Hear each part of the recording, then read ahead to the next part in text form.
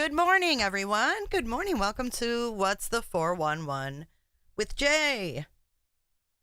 We are going to be doing Daybell updates. We're going to get through Daybell updates, but then we're also going to go deeper because there's a lot of stuff that I found while I can't even explain everything I found, but we're going to go through this week's updates and then we're going to get deeper into what they talked about because they talked about how Tammy died, the condition of her body, how she was found, Chad's story, etc., etc. But before we get to that, let me make my camera a little bit bigger because I've got something to share from one of our lovely viewers.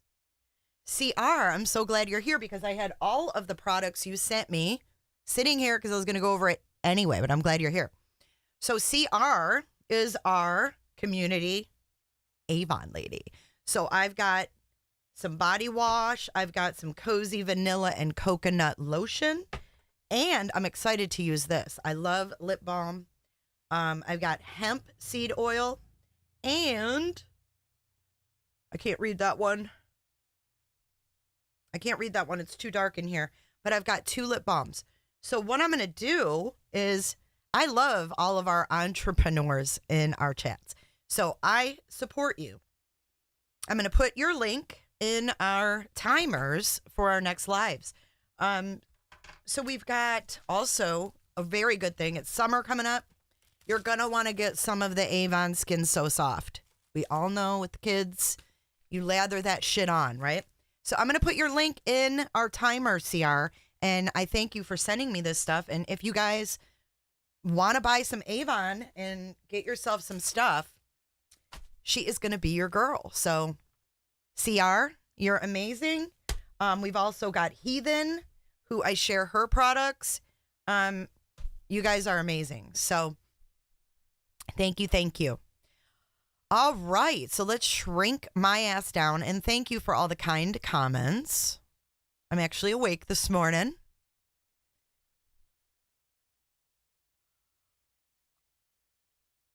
Good stuff from all of our lady entrepreneurs in our chat. I love it. So you guys will have the link and you guys will be able to order if you would like from her. All right, let's get into it, shall we? Okay, let's get into our updates first. So we're going to start with Monday. And it seems like it's been a month since Monday. Let me just tell you. I was looking back. I'm like, really? It's only like, that's this week? I thought, that had to have happened last week. But everything we went through. Okay, so let's get into it. We're going to use Nate Eaton. And here is a sketch. I'm going to actually make me even smaller so you guys can see these sketches. And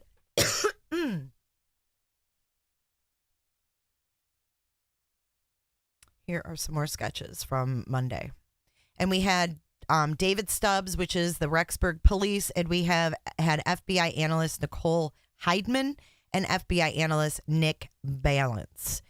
And I'm not going to really go into these internet searches and such because they were very confusing.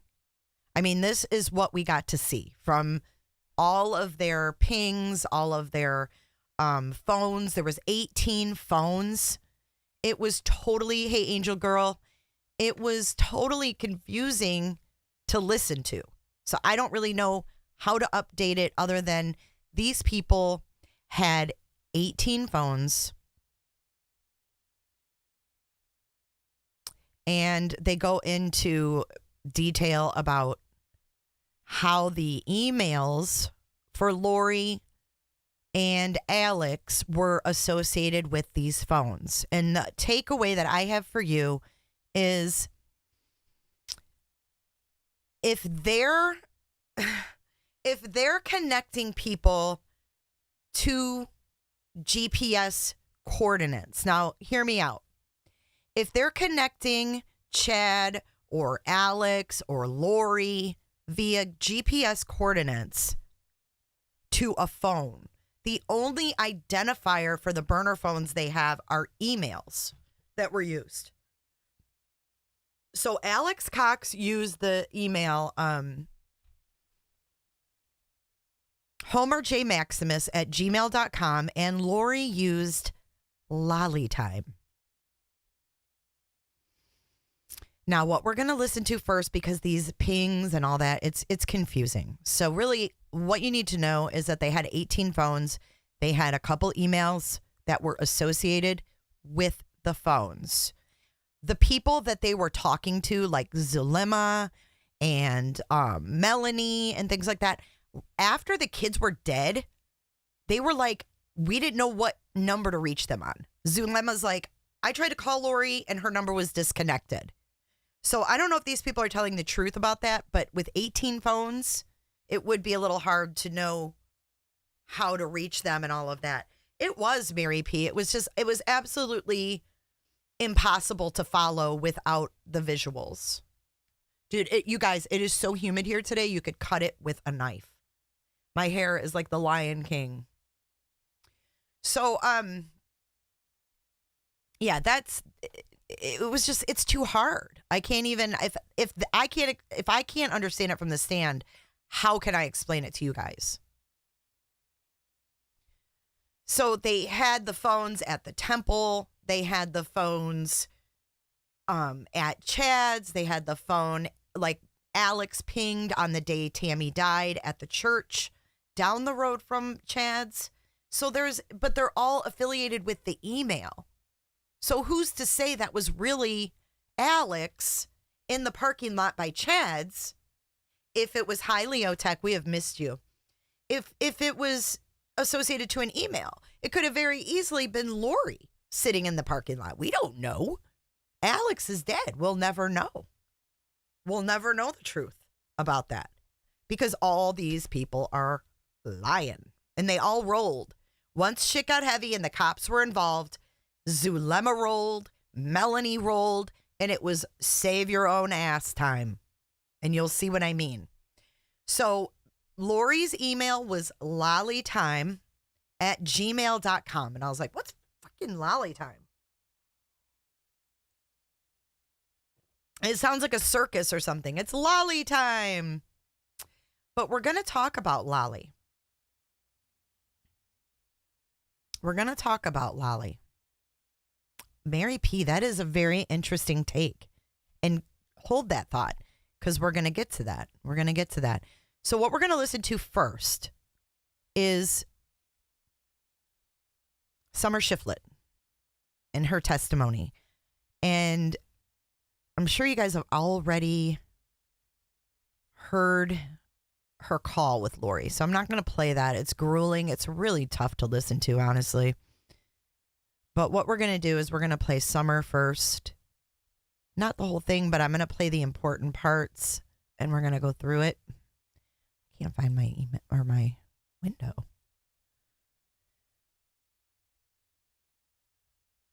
All right. So Summer Shiflett. Let's find. Look at this, you guys. I've got all this stuff. Okay. Summer Shiflett. Here we go.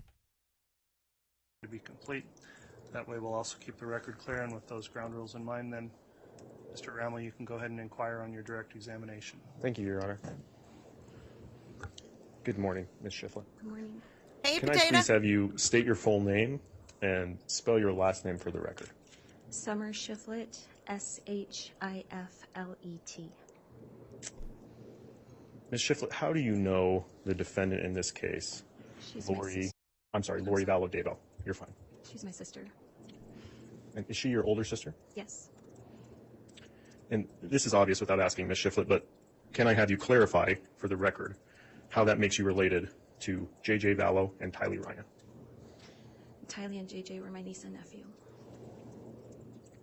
And did you... I'm sorry to interrupt you, Ms. Shiflett. If you don't mind, if you can kind of lean forward right to the microphone. Point that and talk microphone into it, right we'll make at your sure chin, it's please. recording. Thank you. and I have a hard time play hearing you. Do you mind active pulling your role in microphone niece down nephew's and then life? aiming it up at your chin? When were you first made aware that your niece and nephew were missing? I think through the media, but probably December of 2019. And at that time, December of 2019, were you in contact with your sister? No, Were you aware of where she was located at that time? no, Ms. Shiflett, have you had a close relationship with your sister? yes,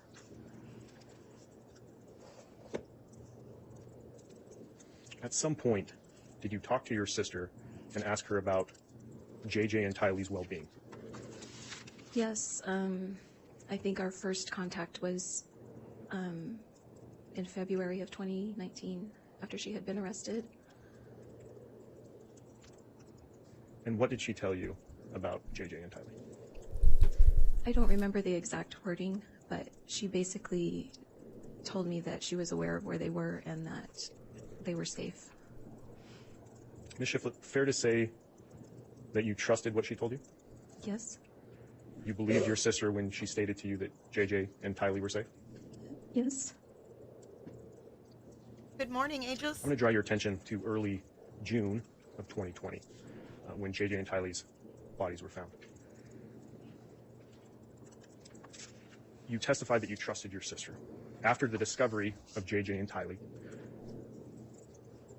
did that change? Yes, Why? I felt lied to, and my trust in my sister was broken.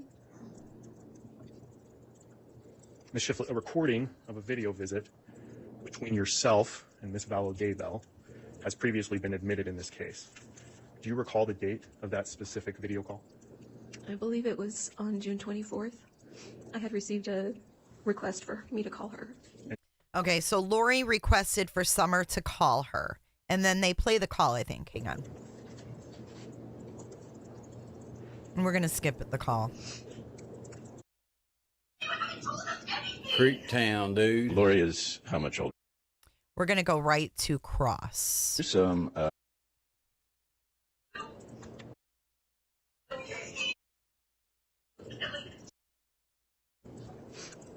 And what Mr. Archibald says after this call is played and he cross-examines her, it kind of shocked me, to be honest.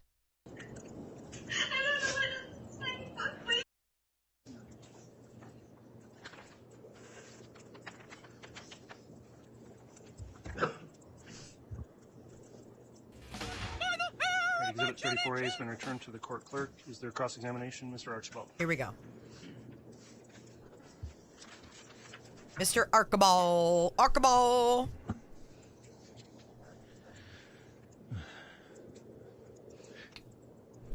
I'm sorry you had to relive that. He said, I'm sorry you had to relive that. Hi, So Ange. just some foundation to give some background here. Here we go. You're Lori's younger sister, you said? Yes, And you're one of how many children? I'm the youngest of 5. And who's the oldest child? Stacy, my oldest sister. And is she alive or is she deceased? She's deceased. And did she have any children before she died? Melanie. Yes, And who would that be? my niece Melanie. Okay. Is that who we've heard the name Melanie Pedro or Melanie Pulowski? Is that Stacy's child? Yes, Hi, Flo. And then who's next after Stacy? Alex. And then Alex Cox is who we've heard that name during this trial as well. How much older is he than you? I think 8 years. Okay. And then who's next after Alex? Adam. And Adam Cox, where does he live now? St. George, Utah. Okay. And then, and he was a friend of Charles Vallow. Yes. Okay. And then who's next after Adam? Well, my parents had a child that died. Her name was Laura Lee. We called her Lolly. But she died before I was born. Okay. How old was she when she died? 6 weeks. Okay. And then after Laura Lee died at 6 weeks. They called her Lolly. Hear this again.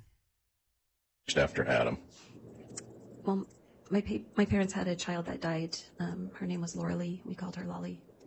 But she died before I was born.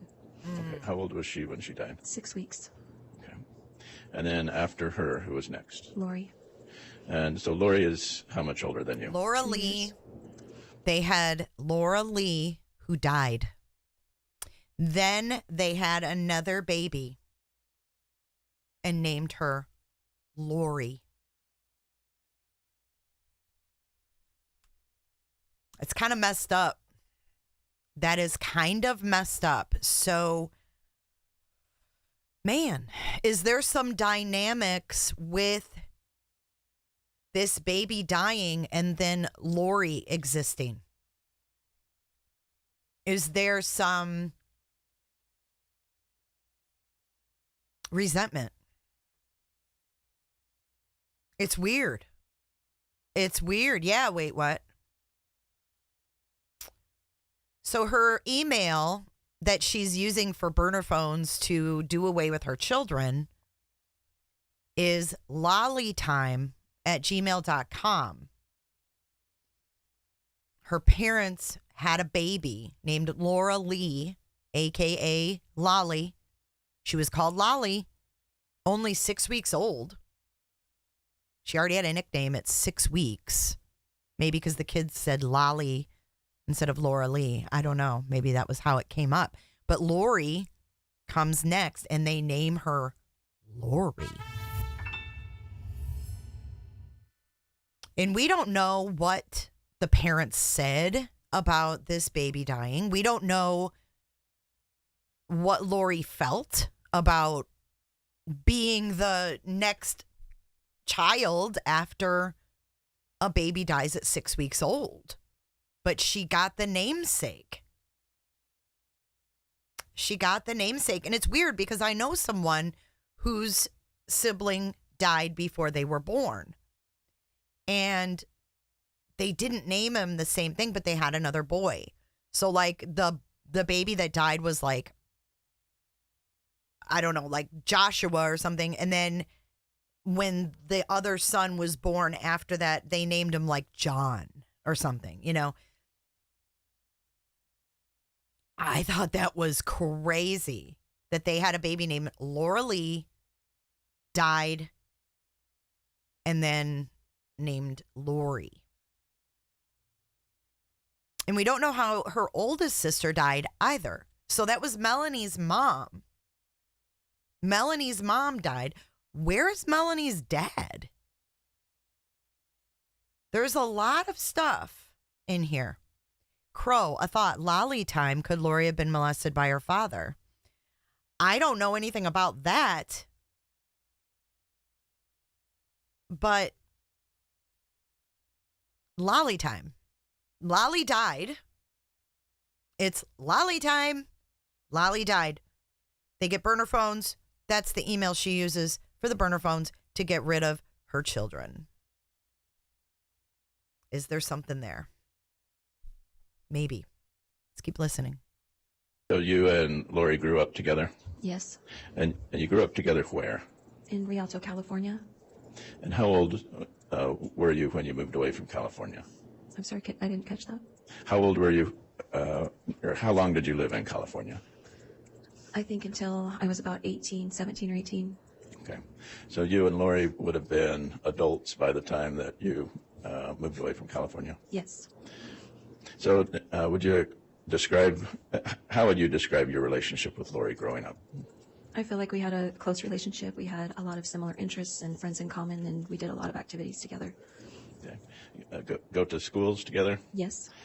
Go to church together? Yes.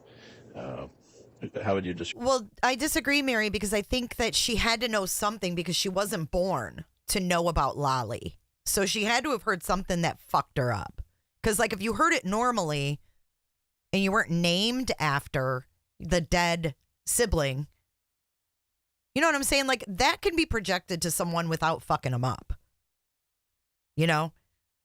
I think it's the way her family presented it or things that were said. It had to be. It had to be. You know, I'm the youngest of 6. And I'm not going to lie. My siblings said some really fucked up shit to me. Not like anything, you know, they weren't trying to be malicious, but saying, you know, oh, you were an accident versus a surprise. That's mean. So that stuck with me. They think it's funny, but it's not funny. So how do we know that they didn't make comments to Lori about Lolly? How do we know they weren't disappointed? Like, her parents are strict LDS. How many times does this girl get divorced? They couldn't have been in agreement with her way of life, with how she was getting divorced, hooked up at 18, pregnant, divorced, gets married again, or gets married, divorced, gets married again, pregnant, all before the age of 20. We're talking about LDS families. I don't think this is accepted. So how do we know that there weren't comments made? If Loli or whatever Lolly had lived, she probably would have, went by the rules of the LDS church. I don't know. I'm just guessing. She wouldn't be traumatized by a kid that died before she was even around. It's not like she found the kid. Yeah, she was married. This was her 5th husband. I don't think that's typical in the LDS religion. Hi, Jeff. So it's just odd.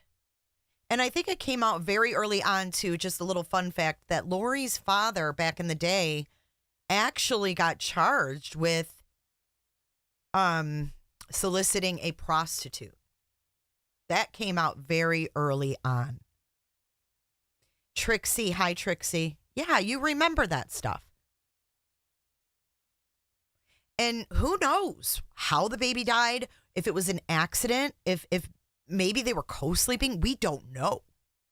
We don't know what kind of guilt there was within Lori's mother with that, and how that fucked her up, and how she could have said fucked up things to her daughter because she was fucked up from losing her kid.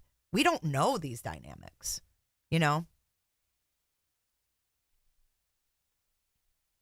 It's craziness. Your family life. I think we had a good family. I mean, we had problems, but we also had a lot of fun. You had problems. And do you remember when Lori, her first marriage? Yes. Do you remember how old she was? It was right out of high school. Right out of high school. You think her 18. parents were like, woohoo! So she was 18. Go Lori! And you were 16 when that happened. They're like, Yes. no, we want And did Lolly. that marriage last long? No. Do you remember her second marriage? Yes. And who was that to? William LaJoya. And is that the father of Colby, who we met here last week? Yes. Okay. And did that marriage last long? Nope. Longer than the first, but not that long. Okay.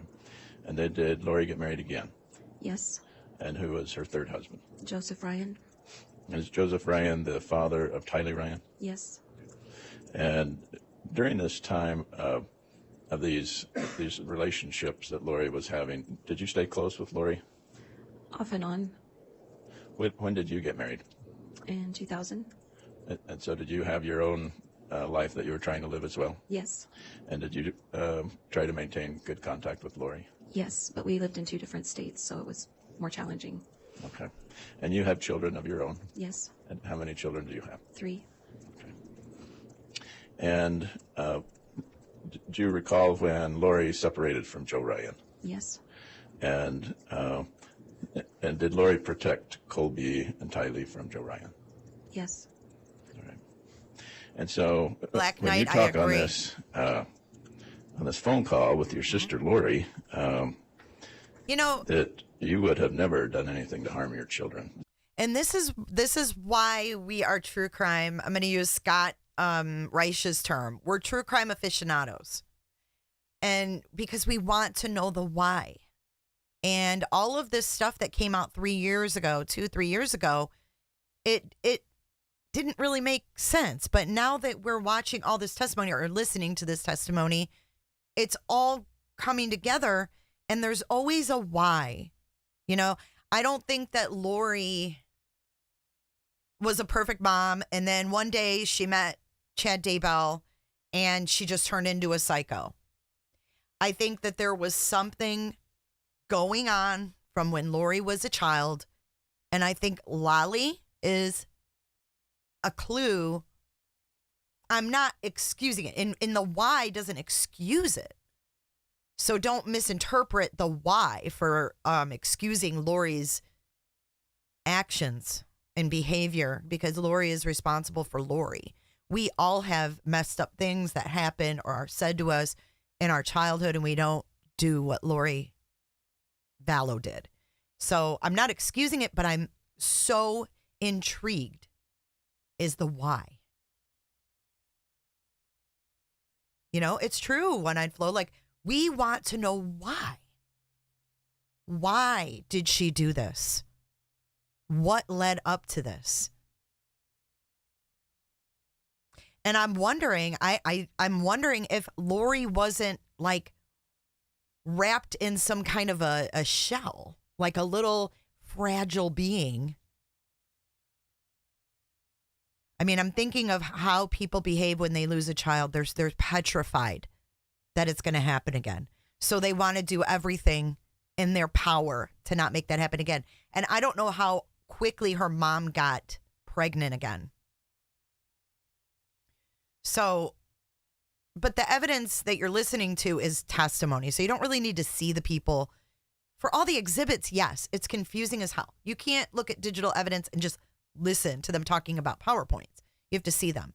But when you listen to these people, I actually find that when I listen, I hear more because I'm not distracted by all the sights and by their, you know, what they're wearing and what their hair looks like and whether they're crying or not. I'm listening to what they're saying. Olive juice, I completely agree. Lori is extremely good at hiding her emotions. She learned that skill when she was young. Yep.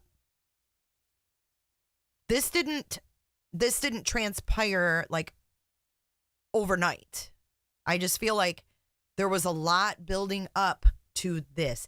And I think that Lori kept trying with every marriage to do it right. And she just couldn't because she didn't have the foundation to have a normal marriage. You know what I mean? She may have gotten away with a lot. She may have had a lot of excuses made for her. We don't know. Body language is important, but in testimony, I feel like the words and what they're saying are more important. You know, hearing what they're saying and focusing on what they're saying and the stories they're telling. All right, so let's continue. We'll listen to a little bit more of Summer. I don't know if there's anything. Let's keep going. See Tylee grow up? Yes. How would you describe Tylee? I would describe her as beautiful and witty and makes me sad. Very talented in a lot of different ways. Did she have health issues in her life? Yes. Do you remember what those were? She had pancreatitis several times. Isn't that crazy? Tylee had pancreatitis several times. Now, let's take for a minute that if Lori was never held accountable as a child, is that Lori's fault? If Lori, as a child, from pretty much day one, wasn't held accountable and she was a little brat, she could have been a little spoiled brat. Could that explain a lot of the behavior we see?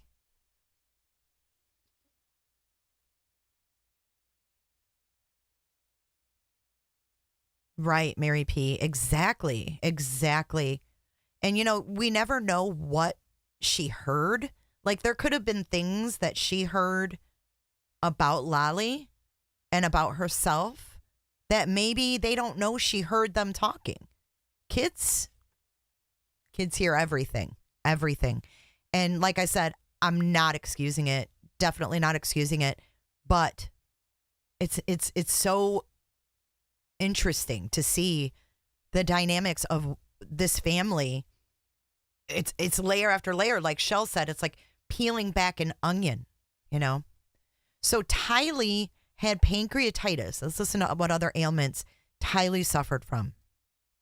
It's a swelling of your pancreas. Was that something that required hospitalization? Yes. Okay. And were you able to see Tylee and Lori together? Yes.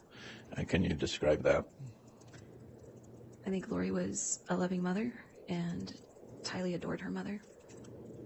They fought sometimes. Tylee had a little sassy streak in her, but I wonder who she felt got Lori that was very from. patient with her. Were you ever concerned about the safety of Tylee around Lori? No.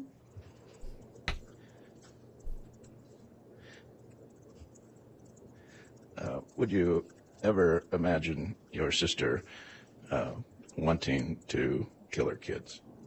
No.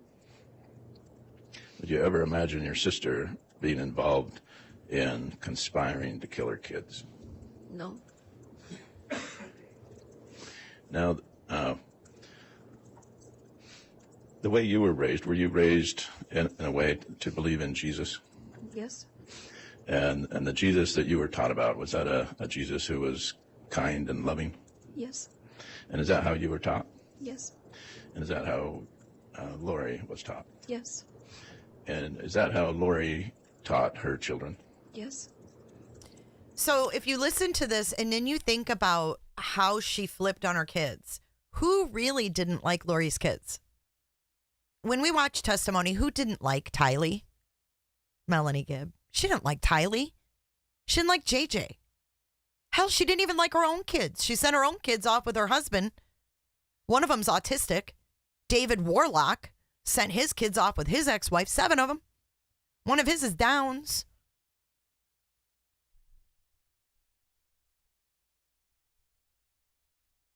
So, did you ever hear your sister talk about multiple lives? She and Alex had both mentioned that to me, I think, in late 2018. Okay. So was that something new? Yes. Was that something that you had been taught as children? No. Did you ask Lori where this new belief was coming from? I don't know if I asked her that directly. She still is. Did she talk about multiple And she's creations? free. Yes. That's what's scary. Melanie Gibb is free. Reincarnated as different people over the eons of time. Is that what she was telling you? Not with the word reincarnated, but yes. Okay. So they weren't using the word reincarnated, but multiple probations, multiple creations. Correct. And is that something new that you had heard? It was new to me. Had you ever heard Lori talk about being someone Not that I know in another of, life Mary. prior to late 2018? No. At this time in late 2018 or early 2019, did she tell you that she had been someone else in another life? Prior to 2018? Prior to 2018? No. In late 2018 or 2019, did she tell you that? Yes. Did she tell you about her previous lives? Yes. Did any of that make sense to you? Not really. See, this is not anything that Lori had ever explored before this. Her sister's like, no, this shit didn't make sense to me. Didn't make sense to me. All right, and we're going to stop there. You guys can go to East Idaho News and listen to all of Summer Shiflett. That is what I wanted to show you and point out. The next clip we're going to listen to is just a feisty exchange between Lori's attorneys. Whoops. And the pathologist in the case. And this is just an interesting little clip, and I'm glad that Nate clipped this. Let's take a listen. You indicated the cause of death on JJ was... And this is I don't wanna get this Archibald, wrong. or Thomas. This is the defense. Why don't you go ahead and tell me what it was? It was asphyxia by plastic bag over the head and duct tape covering the mouth. Right. Plastic bag over the head. So tell me what evidence did you collect? Did you collect any evidence inside the sinuses? Did you swab the sinuses and pull out any evidence? No. Okay. Did you swab the throat or go down the throat somehow and swab anything down there? Yes, we took oral swabs. Okay. And did you find any evidence of microplastics or something that might be consistent with someone being smothered with a plastic bag? Well, I wouldn't expect to find that, but no, we didn't find anything. Okay, so how is it that you're coming to the conclusion that this person was smothered with a plastic bag? Right. So, going back, so JJ was found with a plastic bag over his head. That was duct taped tightly. He was bound. There was evidence of a struggle, and there's no other explanation of why he was dead. So as a rule out. I wouldn't consider a rule out because there's a plastic bag over his head. Okay, but that plastic bag could have been put over his head post-mortem, right? I guess that's possible. Okay. But you're saying that your conclusion is that it was done ante-mortem prior Correct. to his death. Correct. And that's based on nothing concrete, just your theory of the way you think the crime may have happened. No, I think essentially that's how an autopsy and all the tests, that's why you do all of those things. So you have a person with a plastic bag over their head and it's bound, and you do all the tests and you do the autopsy and you find Jammers. zero reason for them to be dead, then it's reasonable to conclude that that was the cause of death. Okay, but let's back up a little bit. When I talked about swabbing the sinuses or swabbing the nasal cavity, you didn't do that? I've never heard anybody doing that in this type of situation. Okay, what type of situation are you talking about? Bag over the head? Okay, so when someone has a bag over their head and and I'm just going off of things I've seen in movies and whatnot, it seems That's like... scary. That's scary to you? Yeah, that you're going off movies. Okay. That's scary. So, well, you're going off of My knowledge. knowledge. Okay. So when someone puts a bag over their head and they're trying to breathe in air, is that correct? Yes. How this happens? Yes. Okay. Does anything that's inside that bag, does it generally go inside the nasal cavity or inside the mouth and down the throat? I've never heard of that. That's not how it works? No, not with the plastic bag. Tell me how it works. Essentially, the bag is put over your head and you can't breathe, and then you go unconscious and you die. Okay. So nothing goes into the nasal cavity. I don't know why it would. What are you breathing in? Air. From where? Nowhere. That's why you die. From inside the plastic bag? Correct. Okay. So anything that may have been inside that plastic bag that was close to the mouth or nose would have gone inside the mouth or nose? Not necessarily, no. All right. I guess we'll just have to disagree on that. Objection, that's not a question. Sustained. Will we have to disagree on that? I guess we will. All right. Thank you. Okay, so there's the defense and the pathologist. Little sassiness going on there. And here is our sketch from this week. And this will show you who's testified. The county coroner, Brenda Dye. We're going to listen to a little bit of her testimony. And then we're also going to listen to the other EMT, Tammy Wilmore. And then we also had a lady that is in Tammy's clogging class testify. And she testified, I'm going to go over that, and then we're going to get into the dirties of this. She testified that Tammy was fine. She seemed healthy. She was in the clogging class. She was active.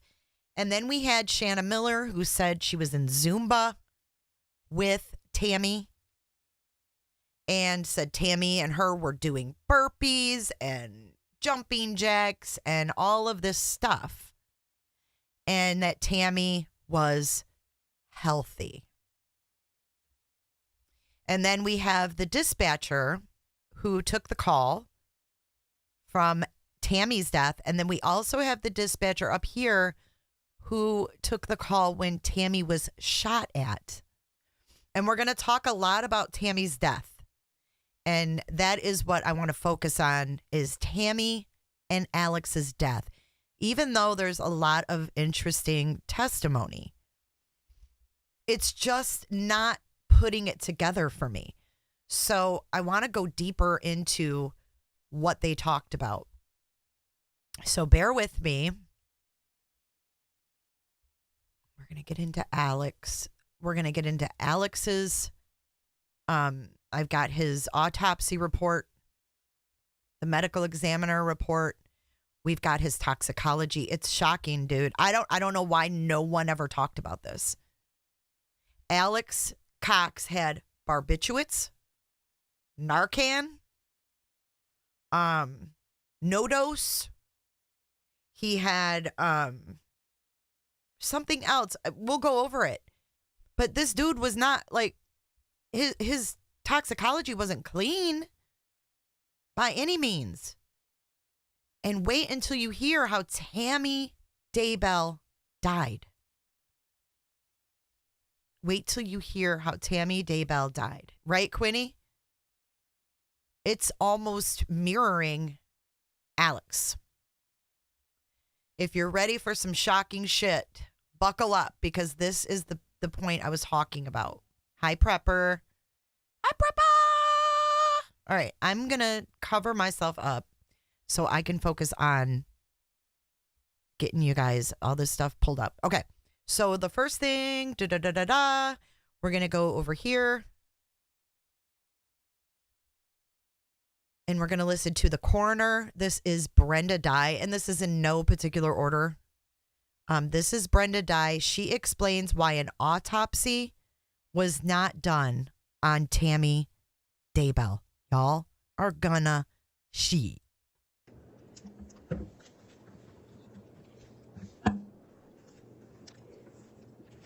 As part of your investigation while you were on scene, did you ask Chad for more information regarding Tammy's health? Yes. Did he in fact provide that? Yes. What did he tell you? He said that she had been feeling really off lately, like she wasn't in her body, that she had had some syncopal episodes, which is fainting.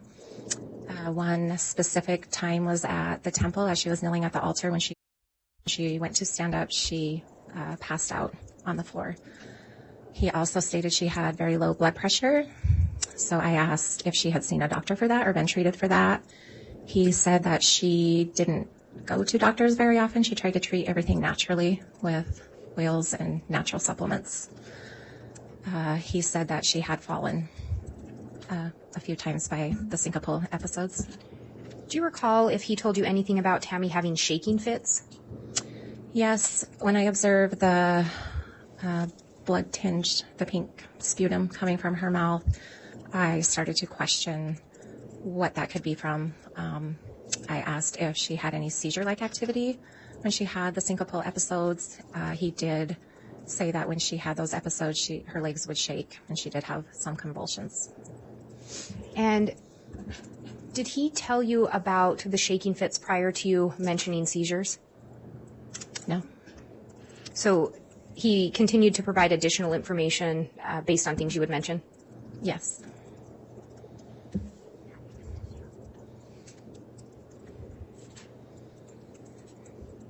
They just whispered. Tammy was distraught. Do you recall if he mentioned anything regarding Tammy going through menopause? Yes, he stated that she liked to sleep on the edge of the bed with her legs outside of the covers because she was having hot flashes. Okay. First of all, here we go. Chad Daybell, FDO with your menopause bullshit. See, if it's not periods, it's menopause. Are you fucking kidding me? He is now saying that the position she was in, wait till you hear the position she was in. This is the most effed up death investigation. These people didn't catch on to anything. Yeah. Wait till you hear it. I'm ahead of you. And when he talked to you about her getting sick in the night, did he indicate who had gone in the bathroom with her?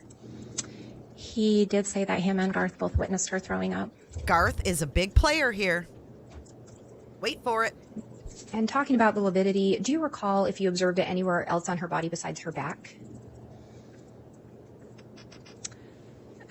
It was only in her backside, so which indicates she was on her back at the time of her death.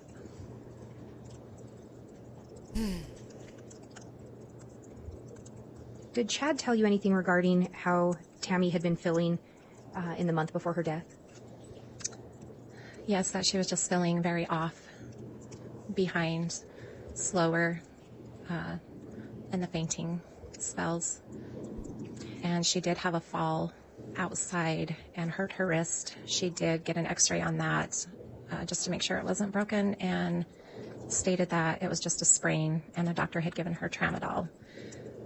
And when I looked for the tramadol, he stated that she had taken it all, which there was no pill bottle found on scene. Because he's a liar. Do you recall him also making a statement that she feels like she's outside her body? Yes. And did he tell you that she'd indicated that to him being Chad? Yes. Yeah, when you Garth respond was to the all unattended up deaths, in do you this. have the benefit of having the decedent's medical records in front of you? I don't. And when you respond to the scene, is it ultimately up to you to determine a cause of death?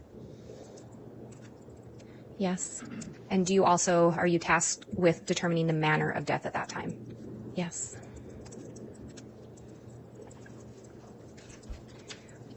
Were you relying, actually, I will back up. Judge, if I can publish 295G again. You may. In looking at this photo, do you notice anything with regard to the mattress? It's a little off the box springs. Do you recall if Chad told you anything as to why it was off the box springs? No.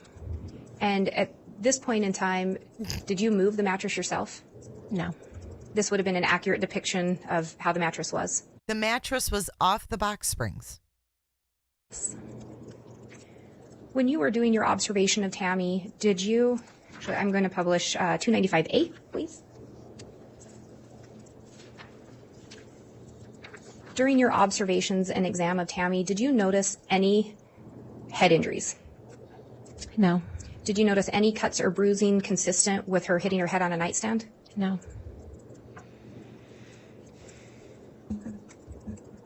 As the coroner, is it ultimately up to you to determine whether or not an autopsy should be conducted? Yes, I consult with our detectives, and sometimes I consult with the receiving facility, the mortician, the funeral directors. And did you do that in this case? Yes, I did. Based on what you knew in your observations, was anything suspicious to you regarding this scene at the time? No. Did you find anything suspicious as to the description of Tammy's body falling out of bed? Yes. What was that?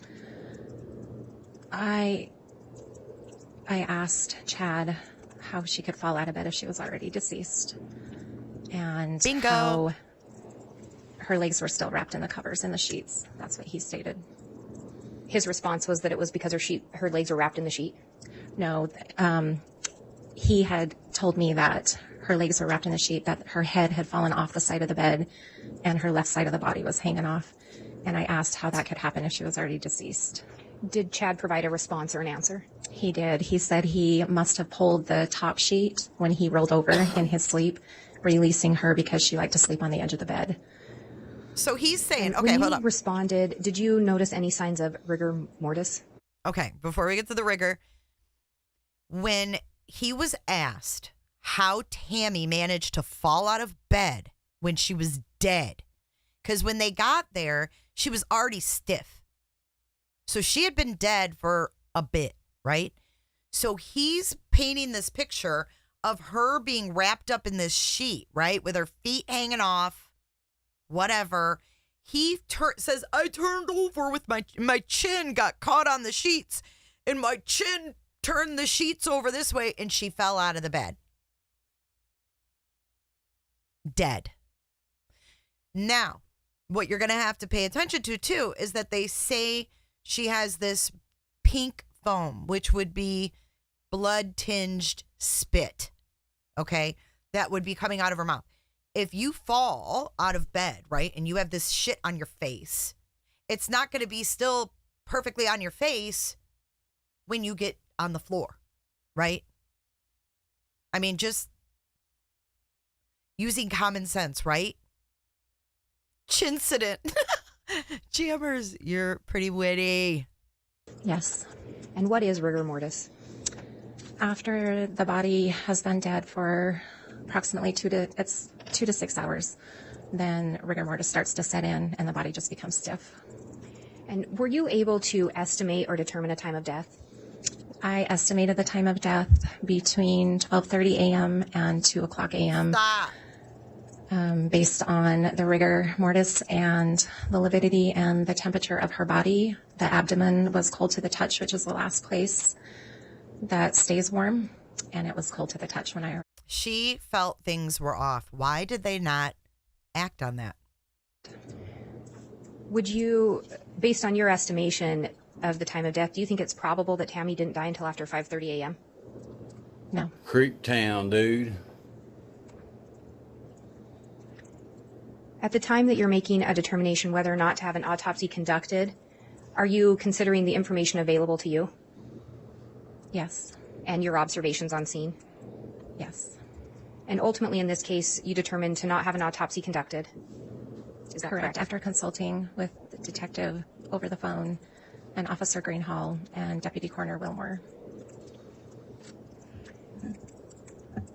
Did Chad request an autopsy?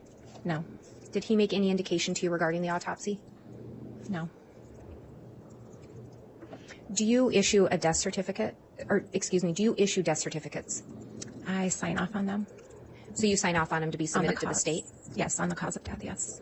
Did you, in fact, do that on a death certificate for Tamara Daybell? Yes. Do you recall what you indicated the cause of death to be? Cause was pulmonary edema due to syncopal episodes with seizure-like activity, and the manner natural. Okay. Pulmonary, excuse me, pulmonary edema is what she determined to be the cause of death. Pulmonary edema is a condition caused by too much fluid in the lungs. Okay, lungs. Remember lungs?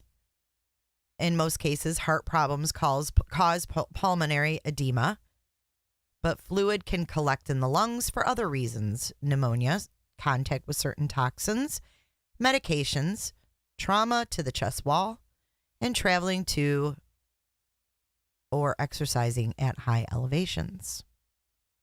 Pulmonary edema that develops suddenly is a medical emergency that needs emergency care.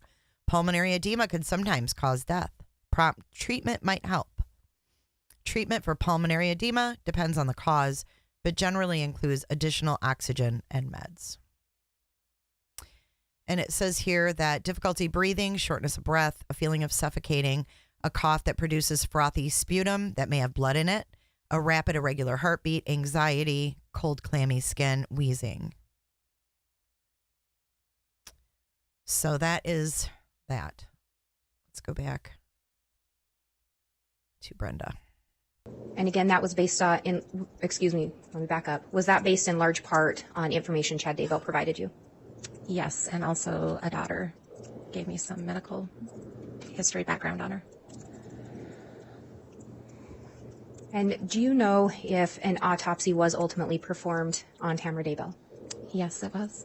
Do you know if there was an exhumation? Yes. Did you in fact attend the exhumation? Yes. Did you also attend the autopsy? Yes. Do you know who conducted the autopsy? A medical examiner from the Utah morgue.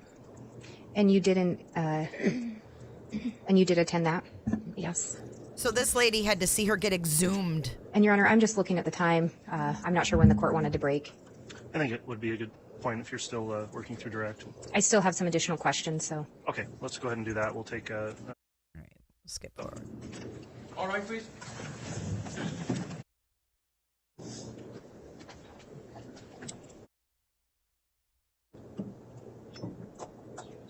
Thank you. Thank you. Please be seated. Exactly, Melissa. Yes. Wait till we get to Alex's stuff.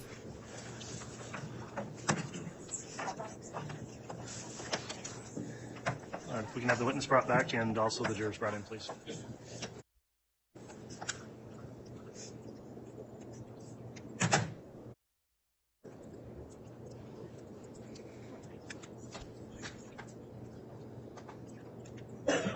Sorry. Sometimes it takes them a while to get back into the testimony.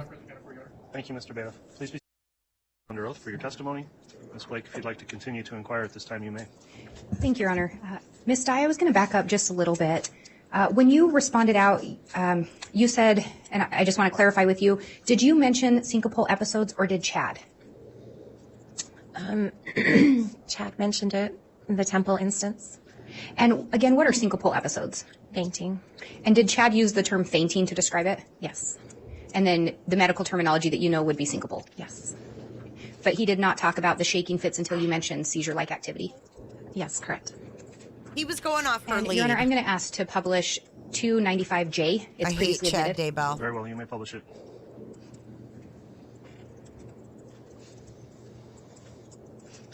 And in this photo, we can see that pink sputum that you talked about.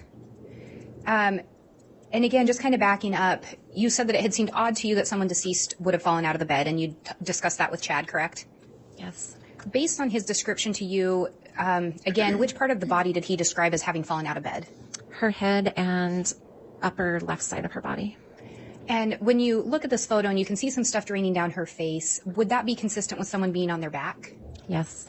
If she had actually fallen out of bed, would you have expected to see that dripping somewhere else or the flow going a different direction?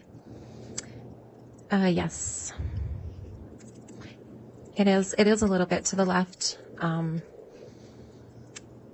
just depending on how her head was tilted is what direction it would flow. Yes. So depending on how she'd fallen out of bed, that would control the flow. Yes. But would this flow be consistent with someone laying on their back as well? It looks to be more to the left than running down mid chin. And again, on that photo, that was the condition that the sputum and the flow was in at the time you arrived. Yes. And you did indicate Chad said he had been wiping it. Do you know if he'd wiped it prior to your arrival? Yes, because when I grabbed the towel, it had residue on it, the blood. So you're unaware if this was the condition that Chad first found her in, as far as where the blood in the sputum was? Yes, unaware of that. And we talked about that you attended an autopsy that was performed at the office of the Utah Medical Examiner, or performed by them. Yes. Were you able to be present for the duration of the autopsy? Yes. Does the medical examiner do a much more extensive exam of the body than you were able to do on scene? Yes, much more extensive. Do you know if the medical examiner had more information from external sources than you had at the time you responded? Yes. And I'll object, Your Honor, that the only way she can answer that is through hearsay. If you give me just a second. At this point, I'll overrule that objection. Voice is a bore. And I think you'd already answered that. The answer is yes? Yes.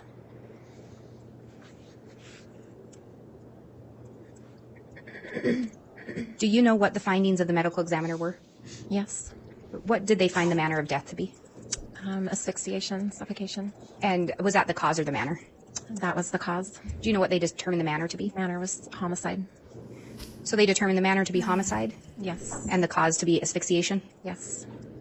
Poor Tammy. Do you have any reason to refute the findings of that autopsy? No. And at the time you responded out on October 19th, had you ever heard the name Lori Vallow?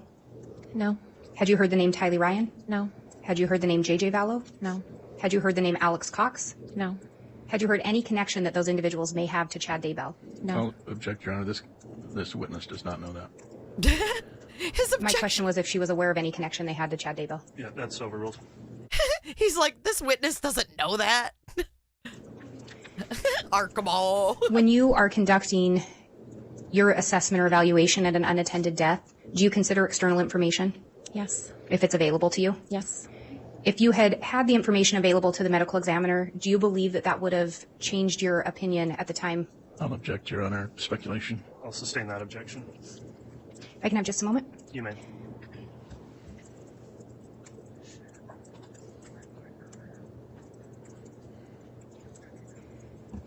I don't know what Ms. Dye, based on the information that you learned from the medical examiner and attending the autopsy, do you intend to modify the death certificate in this case? Yes.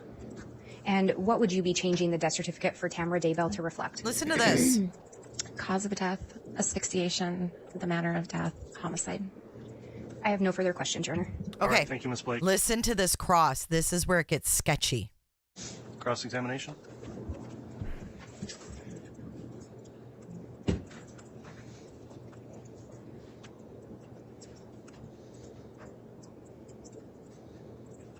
So have you changed the death certificate yet for Tamara Daybell?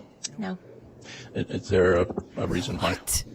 Pending investigation or What? So it's still being investigated? pending trial. Pending trial? So what's going to change here at trial for the death certificate? Are you waiting to see if it's true? No, it will be changed. Okay.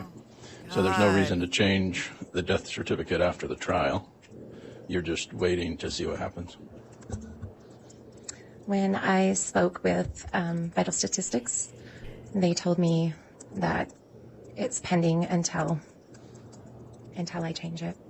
Okay. It's been what? Wait. So, It's pending until I change it. Vital Statistics told me it's pending till I change it. And then he asked her, when are you going to change it? She's like, it's pending investigation. He's like, it's still under investigation? She's like, it's pending trial. What's going on here? What is going on? That doesn't even make sense. Dude, it doesn't make sense. This case is horribly put together, in my opinion. I haven't heard them prove Lori did shit to this point. All I've heard about is Chad and Alex and Zulima and Melanie. I've heard Lori was a good mom prior to meeting Chad. This is all going to, hopefully the jury is picking up on all of this. Because regardless of what you think of Lori Vallow, Daybell, whatever the frick her name is now, this is not right. There's a lot of things not right here. And if there's not a lot of things right here, how do we know how much is right? Who really is behind this? Are some of those people walking free right now that have the blood of JJ and Tylee on their hands? Because this is fucked up. If I'm sitting on trial for murder and this stuff is going on, please stand up for me. At least please point out the inconsistencies in this crap. Because this is fucked. This isn't justice. This is poorly put together, and the defense is picking it like with a little knitting needle. All they have to do is take one little thing and stick their little needle in there, and they go, and there you go. You have doubt. So much doubt. Melanie and David Warlock gave me doubt. I don't know. How about y'all? What do you think? Let's keep listening to Brenda Dye. What a name. So a lot of things have changed for you, in your opinion, since October 19th of 2019. Is that fair to say? Yes. And did the time of death change? No. You had initially estimated time of death. She didn't change it. Between 12:30 a.m. and 2:30 a.m. Is that right? Yes. And so did that change? No. Okay. And you initially estimated cause of death to be natural. Is that right? Not cause. The cause is initially? Or Yes, initially. Initially, the cause was pulmonary edema. And what does that mean? It means the lungs, edema in the lungs, which causes the blood-tinged sputum to come out. Okay. So from what you observed on October 19th, 2019, that has changed now due to someone else's opinion, right? After the autopsy, yes, it's changed. Okay. You know what I think they're doing, Leo? I think they're waiting and seeing what happens with Lori's trial. And then they're going to see if they're going to change it and charge Chad or something. I don't know. That whole thing, to me, it was messed up. And did that also change because of what detectives were telling you? Or was that strictly a change because of the medical opinion? Because of the medical examiner, who is a doctor who performed the autopsy. So in other words, you're inept. So you were considering doing an autopsy on October 19th. Is that right? We had discussed it, yes. And you had discussed it with your deputy and the officer on scene. Is that right? Correct, yes. And did you also discuss it with Chad Daybell? Yes, I did mention it to him that there may be an autopsy. And what was his response? He didn't deem it necessary at that time. Of course he didn't. I told him if we felt it necessary, we would do an autopsy. How about Chad Daybell's, Tamara Daybell's children? Were they there also? Yes. And did they want an autopsy conducted? Emma, the daughter, was very adamant about not having an autopsy done. And I could see where did that make- Chad could very easily get his kids to go along with no autopsy, because all he would have to do is, if they didn't know what an autopsy consisted of, is say, this is what they're going to do to your mother's body. And any child is going to be like, no, we don't need that done. We don't need that done. To you as to why she was adamant about that? Yes. Okay. And what about another child? Garth was also on scene. He did not voice his opinion. He didn't say shit. So Garth. Chad and Emma, Chad and Tammy's daughter, asked you, please don't do an autopsy. They didn't deem it necessary. Emma was against it because of the extent of, she didn't want that done to her mom. Okay. And so is it fair to say that you believed Chad's version of events of what happened to Tammy Daybell? On scene at that time, yes, after discussing with Deputy Coroner and Officer Greenhall. Chad Daybell convinced you and No, your she's an deputy EMT. and the officer that nothing bad happened. Is that right? She's an EMT. Concluding our investigation, that's what we ultimately decided. Okay. All right, thank you. I don't have anything else. All right, thank you, Mr. Archibald. Any redirect? Okay, so just to give you guys a little bit more info on this Brenda Dye, she's an EMT, and she just ran. This is an appointed position, or an elected position per se. This is an elected position, and this is her second term. She was Fremont County coroner for 4 years. She just got elected in for another 4. She's been an advanced emergency medical technician for 25 years. And she says that her view, the biggest issue in the race of last year was, this year I'm running unopposed. And why voters should elect her, she said, I'm qualified for this job. I've had a lot of training and will continue my education. I wonder if she's continued her education. Do you think that she's done what she said she was going to do? It'd be interesting to know, wouldn't it? Be interesting to know. All right, so we're going to listen to another clip. This is actually the coroner. This is the doctor. And we're going to listen to hers, and then we're going to get into Alex. So I'm going to play this. I'm going to go get myself some more coffee. And this is about, let's see, how long is this? About 15 minutes, okay? So we got a 15-minute clip to listen to. I'll probably hop in here and there. So let me get this rolling, and let's listen to the doctor, okay? Yes, elected. This is Idaho, guys. So what are we going to see in the Koberger trial? Yikes.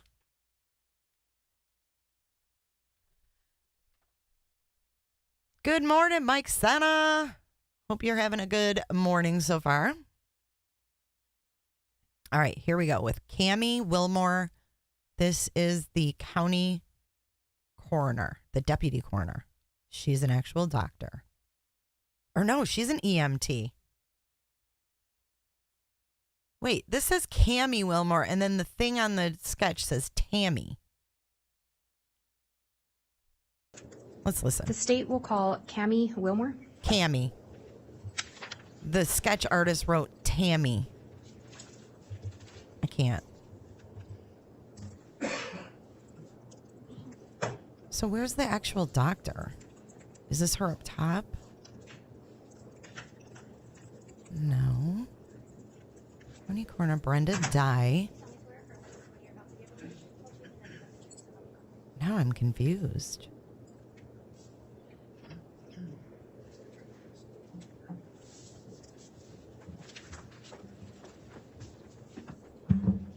All right, let me get some coffee and I'll look into... All right, now that this witness has been sworn, before we begin examination, let me just inquire, have you reviewed any of the trial testimony in this case, either by listening in at any remote broadcast location or reading it on the internet or listening into it on the internet?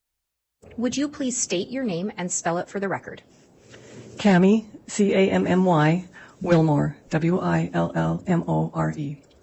Where are you currently employed? I am currently a Fremont County Advanced EMT, and also I am an administrative assistant at our seminary, the CES. How long have you been an EMT? At this point, about 14 years. And as an EMT, are you trained in life-saving measures? Yes.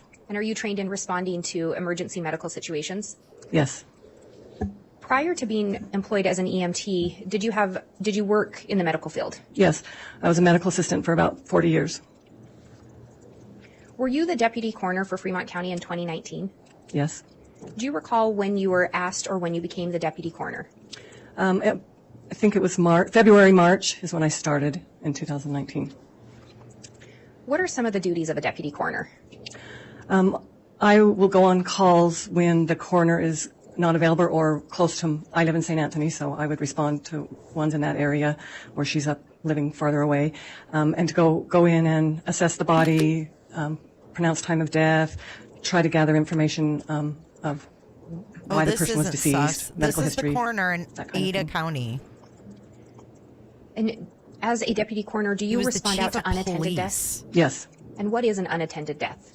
That's where they haven't been under, like on hospice or currently under a doctor's care, where somebody was not with them when they passed away. They were found deceased.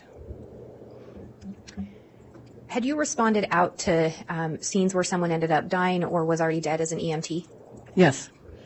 And did you end up responding out to the report of an unattended death on October 19th of 2019? Yes, I did. Prior to responding out to that death, do you know approximately how many deaths you had responded out to in your capacity as a deputy coroner? I was fairly new, so I think about 5. I'd gone on a few training ones, but my own was about 5. And out of those deaths that you've responded to as a deputy coroner, had you ever responded to a death which was determined to be caused by asphyxiation? No. When you responded out to the unattended death on October 19th of 2019, did you learn who the decedent was? Yes. And who was that? Tammy Daybell. Had you heard her name before? I had not. When you arrived on scene, who else was present? Chad Daybell and officer from St. Anthony Alley. That's how I knew her. And did you end up making any observations regarding Chad Daybell? Yes, when I walked in, he was distraught, appropriately so, just saying that he found his wife dead, and I noticed that he was distraught. Did you make any observations regarding Garth Daybell? Not at that time. He wasn't in the room when I first came in. Do you gather information from individuals on scene as part of looking into the unattended death? Yes. Did you do that in this case? Yes. Did you ask Chad Daybell about the circumstances surrounding the death of his wife? Yes, I did. What did he tell you? He told me that about midnight that Tammy had gotten sick, coughing and gotten sick, and gone to the bathroom and was vomiting. And he went in there with her and then came back to bed. She was okay, came back to bed, said she was okay, and then they had gone to bed. And he proceeded to tell me that she was in menopause and that she liked to sleep with her leg outside of the bed. And he felt like that's what she had been doing that night, that her leg had been outside of the bed. And he said that they'd fallen asleep, and then later on he felt like he might have moved or rolled in the bed, and he heard her fall out of the bed. And he got up, and she was out of the bed with her head and body down, and like one leg twisted in the blankets, and she was cold and not breathing at that time. And when you were asked to respond out, was there any indication as to whether or not an ambulance was being requested? I did not think there was an ambulance coming because I was called by our coroner. She got the call, and then she called me and said, "Hey, can you go? You're 10 miles away. You can get there quicker than I can." And she said she would be coming. And it was described to you as Tammy was already deceased? Yes. That's what I thought I was going to, was a death, yes. Did Chad indicate to you whether or not Tammy's body had been moved prior to your arrival? Yes, he said that he'd gotten Garth, and that's the first time I had heard that. He'd gotten him to come in, and they had put her back on the bed. So she was not on the floor when I got there. And did he describe how she'd fallen out of bed, if it was her whole body or part of it? The leg thing, I think that was what he was trying to say to me about her leg hanging out, because he said that just one, like, I recall like a leg was twisted in the blanket so that she was, I pictured like hanging kind of with her head and part of her body on the ground. But I'm not positive that that's what he meant. But he didn't indicate the whole body had fallen out from your recollection? Yeah, yes, I don't recall that. Did you end up actually going in to observe the body? Yes. And did you, in fact, observe her body that day? Yes, I did. Your Honor, I'm going to ask to publish part of State's Exhibit 295 again. Crow. It's been admitted. Florida, looking safe. For the court and counsel's benefit, I'm publishing 295C. Does that appear to be what you observed when you first arrived? As much as I can remember, yes. As part of your job as a deputy coroner, do you end up examining or looking at the body? Yes, we do. Do you recall if you made any specific observations regarding Tammy's body? Yes, the first thing that has stuck with me the whole time is when I came in, she had this foam coming out of her mouth, quite a bit of foam. And I remember thinking that was odd. And she then, touching her and feeling her that she was obviously had been deceased for a little while because she was very cold and she had the rigor set in. So that was my first impression. And when you talk about rigor, could you describe a little bit what you mean by that? The stiffness of the body. After a bit of time, different parts become stiff, and her legs were out, and so that showed to me that it had been a little while because they weren't just hanging limp like when you first pass away. Okay, so this didn't like sound off any alarm bells to these people. I mean, I know we're looking at it. We know what they did. But yeah, he said her legs were out. Now her legs are tangled in the sheet. It doesn't even make sense. Nothing about this story makes sense. And these people, are they ignorant? Or what's the deal? Did they think that Chad was some stand-up dude? Why are people such idiots? Right. Oh, she started menopause. Oh, this all makes sense. She's frothing at the mouth. Your story doesn't make sense. It's all menopause. Now, mind you, they believe that he was tending to this woman who was fainting, who was frothing at the mouth, right? Not only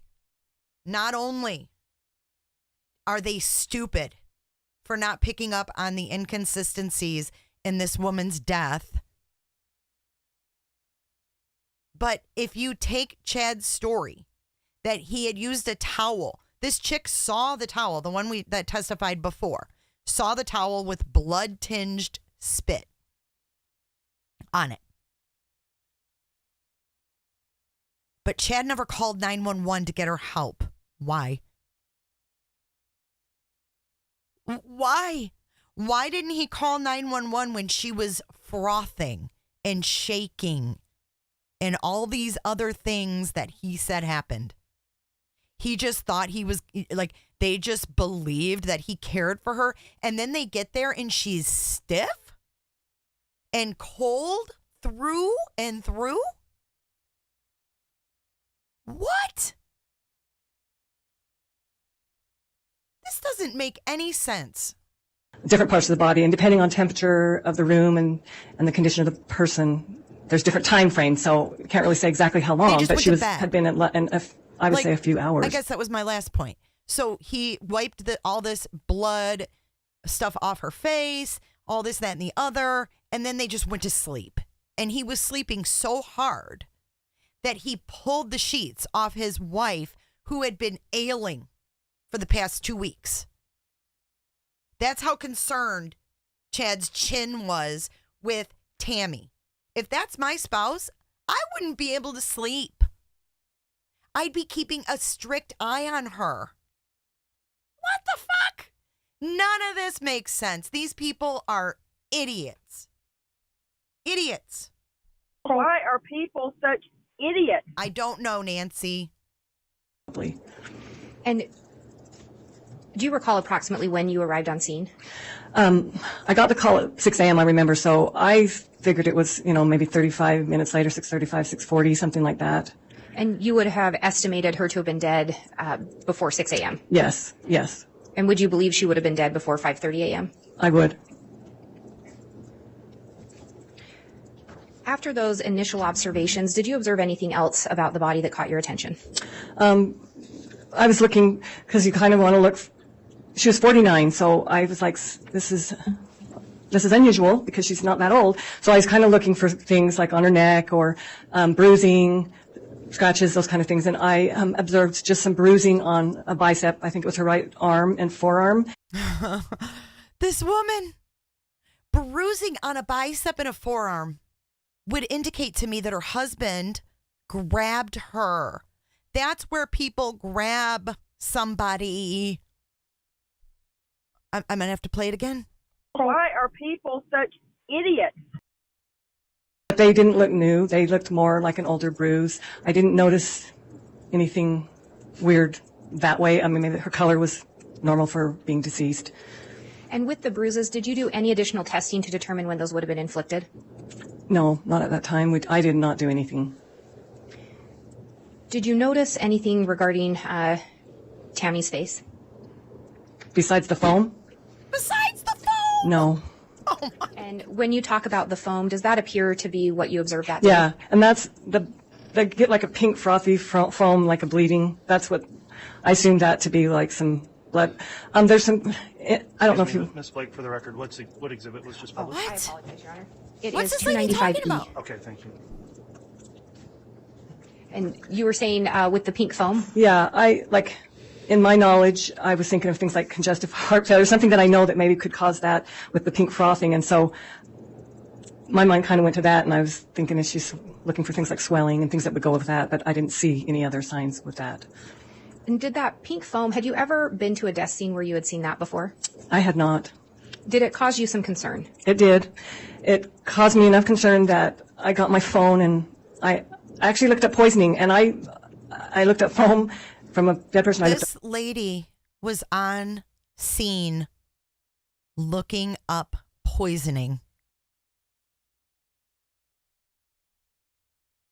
Poisoning, just because I thought it was weird and I had not seen that before.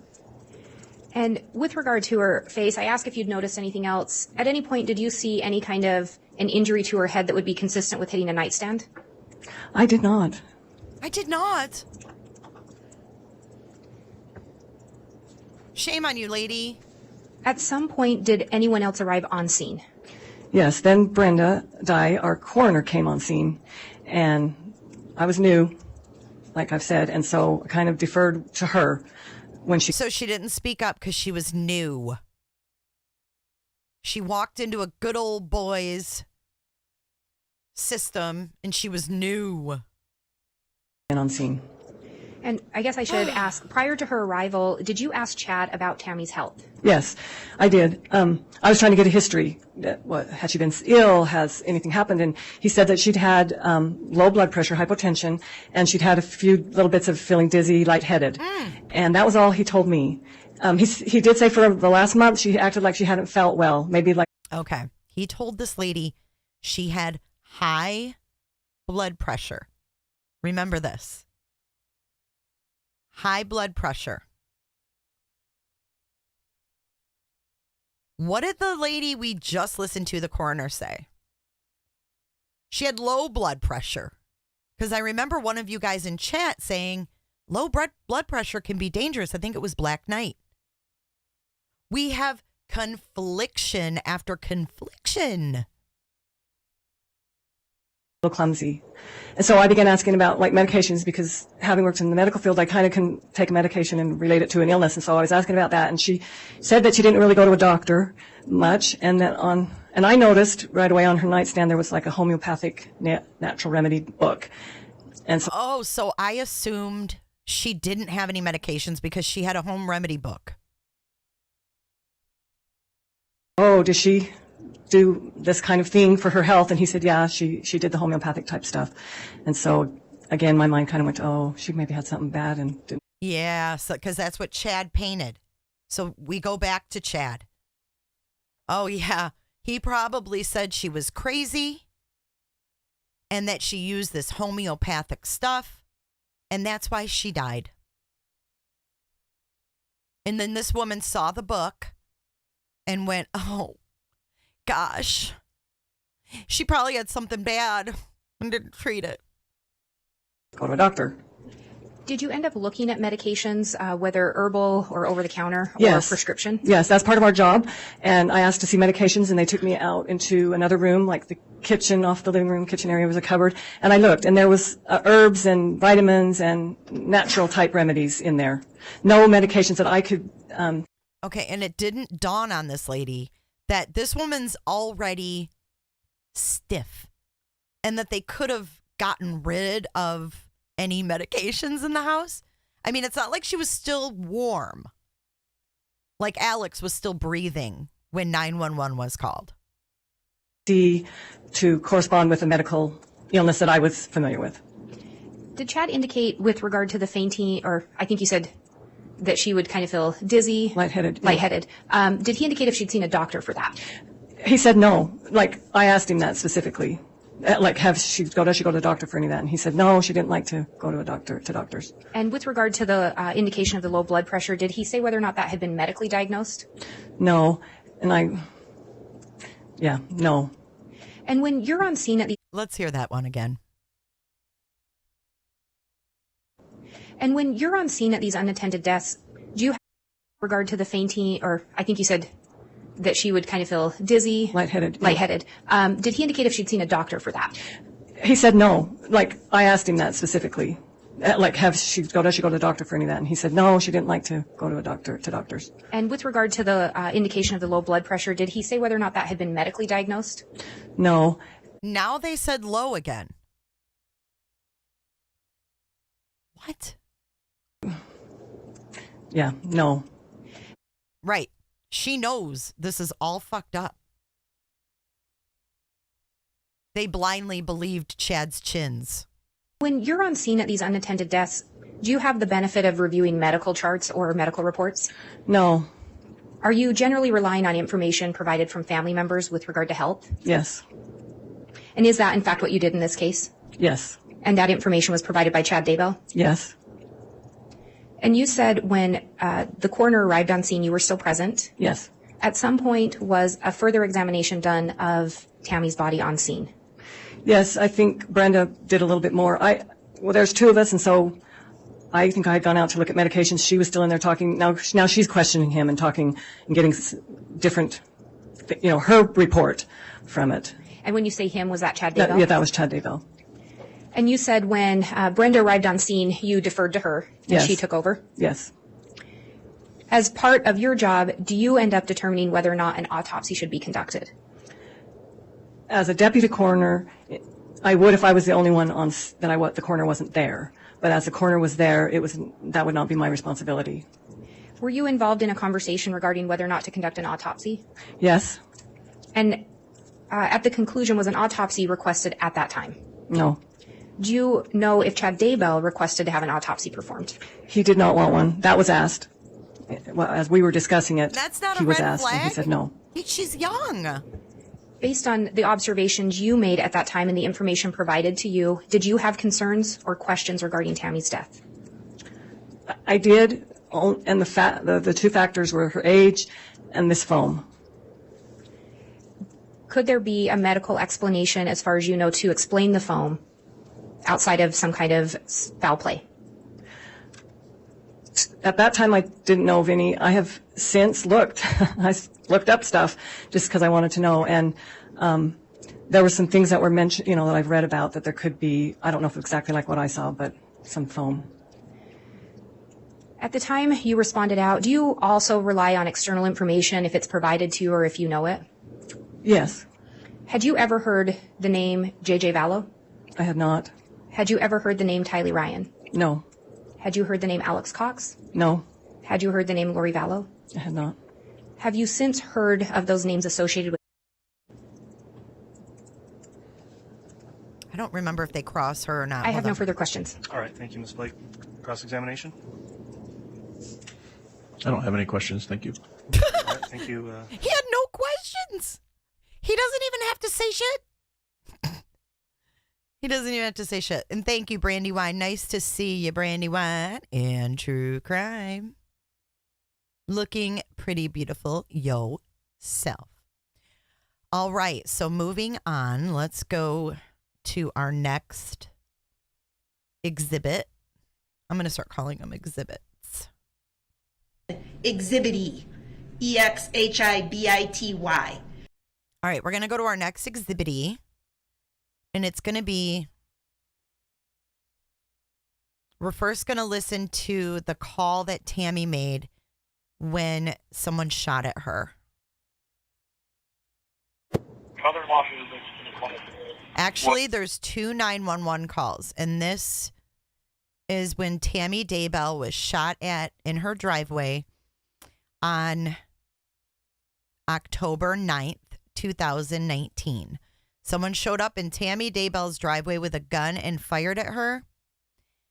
The calls were made by Joseph Murray, Tammy Daybell's son-in-law, and Tammy Daybell herself.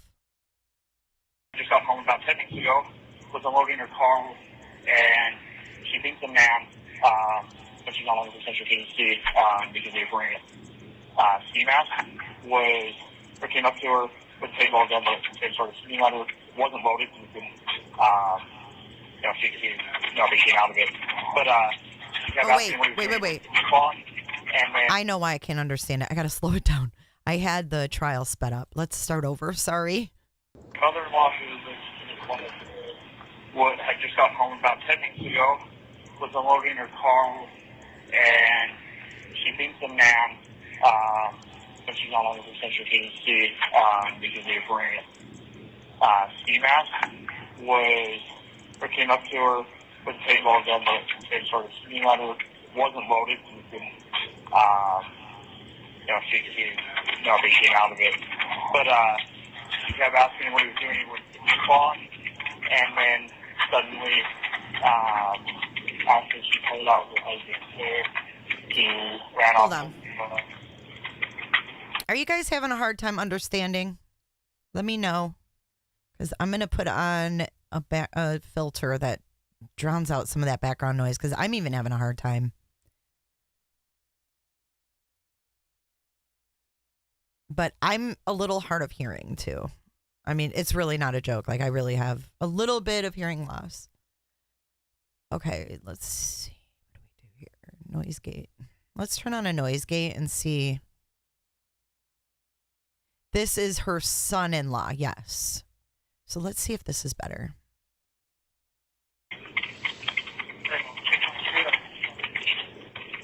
Okay, what's the address? Are you there? Hello? Are you still there? Yeah, can you hear me? Okay, now I can hear you. What's the address? It's 199 North, 1900 East, Rexburg, Idaho, 83440. That's my address. She lives in the corner. I don't know what her address is. Okay, I need her address. What's her location? I think it's 201, I think is her address. 201 North 1900 East? North, yep. Does she know which direction he ended up running? He headed east, back behind their house. Okay, and did she give you a description of the clothing? I didn't get one from her. I just only got,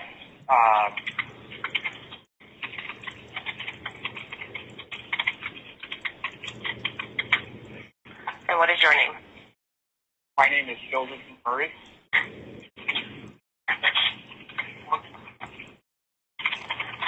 Okay, is this a good good phone number for you? Yep. Okay, I am sending a deputy out to your mother's home. All right, thank you. You're welcome. Bye-bye. Bye-bye.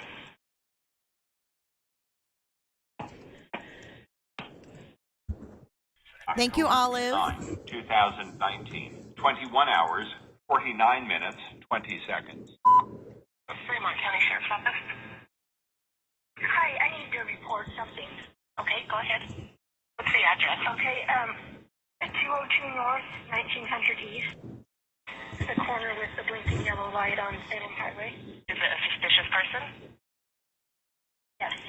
Okay, what was he wearing? He was all dressed in black and he had a mask on. And he said the blinking light now is where you saw him? No, he's gone now because I pulled up into our drive. This is Tammy talking, you guys. This is poor Tammy. I'm going to go get your box in a minute, Leo. Or Olive, sorry. I looked at Leo's name. That is so cool. She's like, you got a box outside, girl. Go get that box. This is poor Tammy. And Chad convinced poor Tammy that it was a teenager playing a prank. He's gone now because I pulled up into our driveway and I didn't step out of the back seat of my car and suddenly he was there and he had a paintball gun and he was and like he was going to shoot at me. And I kept asking him what he was doing because I could tell it was a paintball thing. And then he just kept doing it, so I yelled for my husband, and then he took off running around the back of my house. Okay, give me just 1 minute. Stay on the line with me. Okay. Random fun fact. Alex Cox's phone that attached to the Homer J. Maximus email was parked at the church down the street from Chad's the day that Tammy died.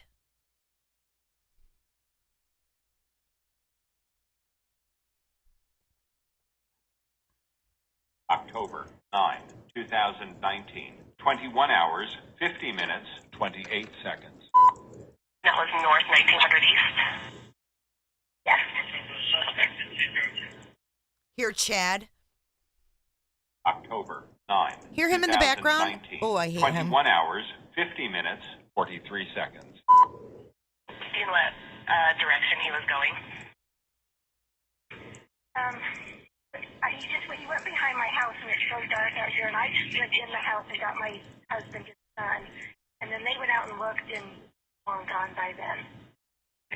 So he was on the north side of my house is where he went to get away. Okay. Didn't say anything, or he just kept like he was holding the gun, like he was, had a rifle and just shooting at me. So, but nothing came out of the gun either, so I don't think it was.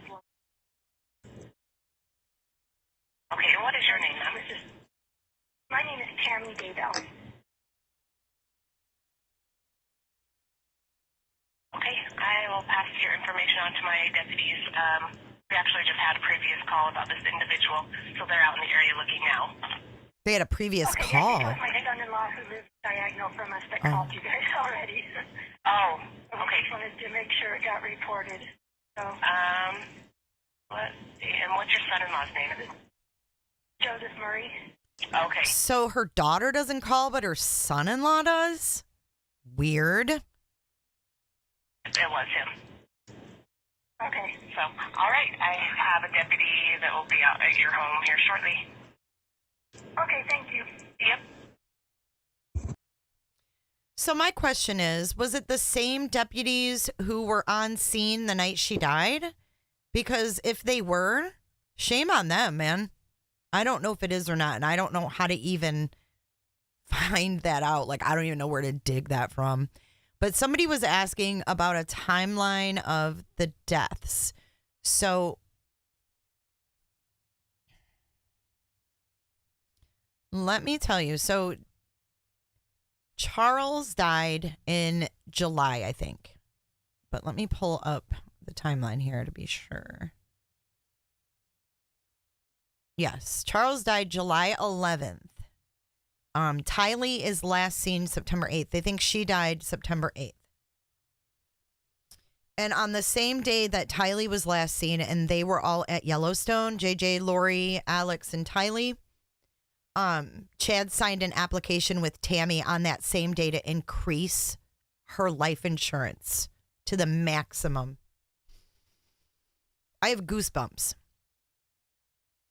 And then on the 9th, phone records place Alex on Chad's property where they would find Tylee's remains. So let's unpack this. On the 8th, JJ, Tylee, Lori, and Alex are seen at Yellowstone. That's the last time Tylee was seen alive. And then Chad signed an application on that same day with Tammy to increase her life insurance to the maximum. And then the next day, Alex is on Chad's property where they would find Tylee's remains in the general area, they say. And then we obviously can't make ends of the digital evidence because we couldn't see anything. And then that was when Chad texts Tammy saying he shot a raccoon and buried it in their pet cemetery.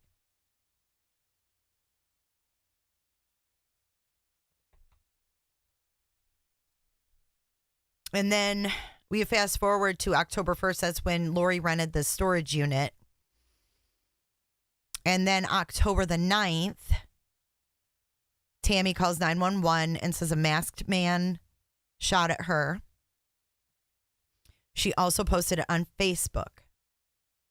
Court documents later indicate Alex attempted to shoot and kill Tammy that day. And then 10 days later, on the 19th, Chad calls 911 and says Tammy died in her sleep. So there were multiple 911 calls. So they had the dispatch records that son-in-law called. She was shot at 10 days before. She called herself, said she was shot at. And then 10 days later, her husband's calling 911 after she's stiff and cold. Not when she's got sputum coming from her mouth and he's wiping it off. He's not on the phone with 911 wiping her face going, hold on, honey. No. 10 days between these dispatch calls. And you mean to tell me they didn't go back and go, hey, has there been any 911 calls from this house before? Oh, yeah, there was one 10 days ago. Holy shit. This lady was shot at 10 days ago. And now she's dead? And her husband didn't call? And his story doesn't make sense?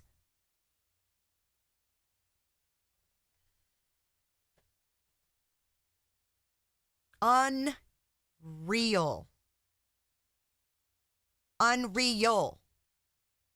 So you mean to tell me they don't keep track of this? Like in domestic violence incidents, if you call and you're like, da-da-da-da, you're calling on an incident, you mean to tell me they don't go back?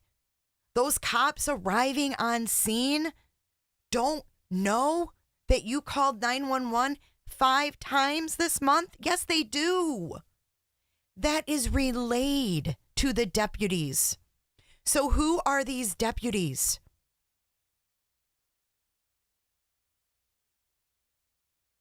And why wasn't this talked about? Hey, dude, your wife called. You didn't call. You didn't call. Your wife called. Your wife fucking called. You didn't even call 911.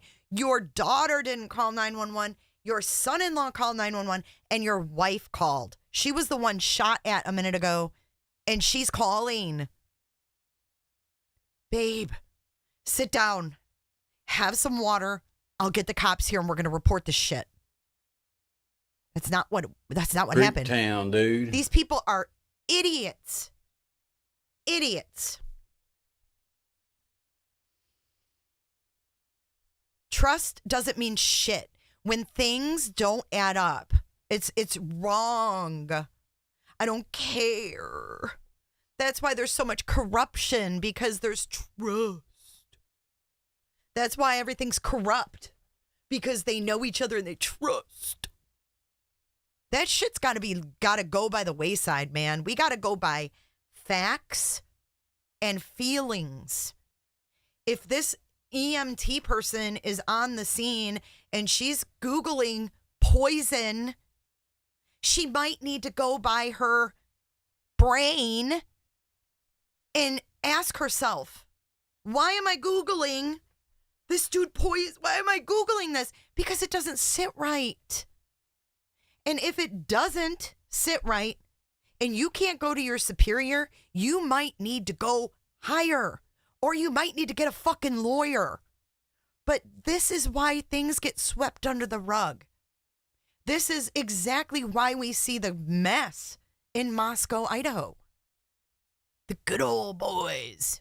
And then you get someone new in there and they can't say nothing because then they're going to be ousted and they're going to be called crazy probably. I would get a fucking lawyer. I don't know how else you fight corruption other than a lawyer. I don't know. What do you do? It just seems so deep that what do you do though? Do you contact a lawyer? You have to find the right lawyer, that's going to hear you out. But there are people out there, there's lawyers, and I've seen them in documentaries and such, where they stand up for what's wrong and they don't give a shit. There's not a ton of them because most lawyers are all about the money, but there's good people out there and there's good lawyers out there. And there's actually really good lawyers out there that I think would hear someone out and take it on just because of the wrongness of it. There are people out there fighting corruption. There really are. You just have to look for them, I think. But how scary. I mean, you've got people dying. It's scary. And then you're going to be scared they're going to kill you. So I think everybody's scared of everybody. No one should live that way. No one should work that way. And that just shouldn't happen. It shouldn't happen. And it makes me wonder what they don't want Lori to say, what they don't want to come out about Lori. Is there a reason that Lori was put in mental hospital? Was she debriefed? What happened in the mental hospital? How do we know who was caring for her? How do you even know that her needs are being met? How do you even know that those lawyers are for her? I mean, when you have people like this, how do you even know what's going on anymore? You sit back and you're like, how do you believe any of it? And then you start to question it all. And then you have people that may not be corrupt, but they look corrupt. And there's no truth in it. Contact internal affairs. There's always a whistleblower policy, and that's who you call. Become the squeaky wheel. Sometimes the squeaky wheel gets people killed. I mean, you've got how many deaths? Shit. We got Charles, Joseph, Tylee, JJ, Tammy. Who else? Alex. We've got 6 right off the top of our head. Not to mention Lolly and Stacy Cox. There's 8. Who else? That's 8 in like 30 seconds. Would I speak out against these people publicly? Fuck no. Would you? I wouldn't. Because I don't know who's who. Because now you've got these people testifying under immunity. So now you have to wonder, why do they need all these liars to take immunity to testify? Why is there no truth in the evidence? That's where I have a problem. Like, if there was truth in the evidence, you wouldn't need to make a deal with all these crappy people that the jury's going to be like, huh? Questioning, why is there no truth in the evidence?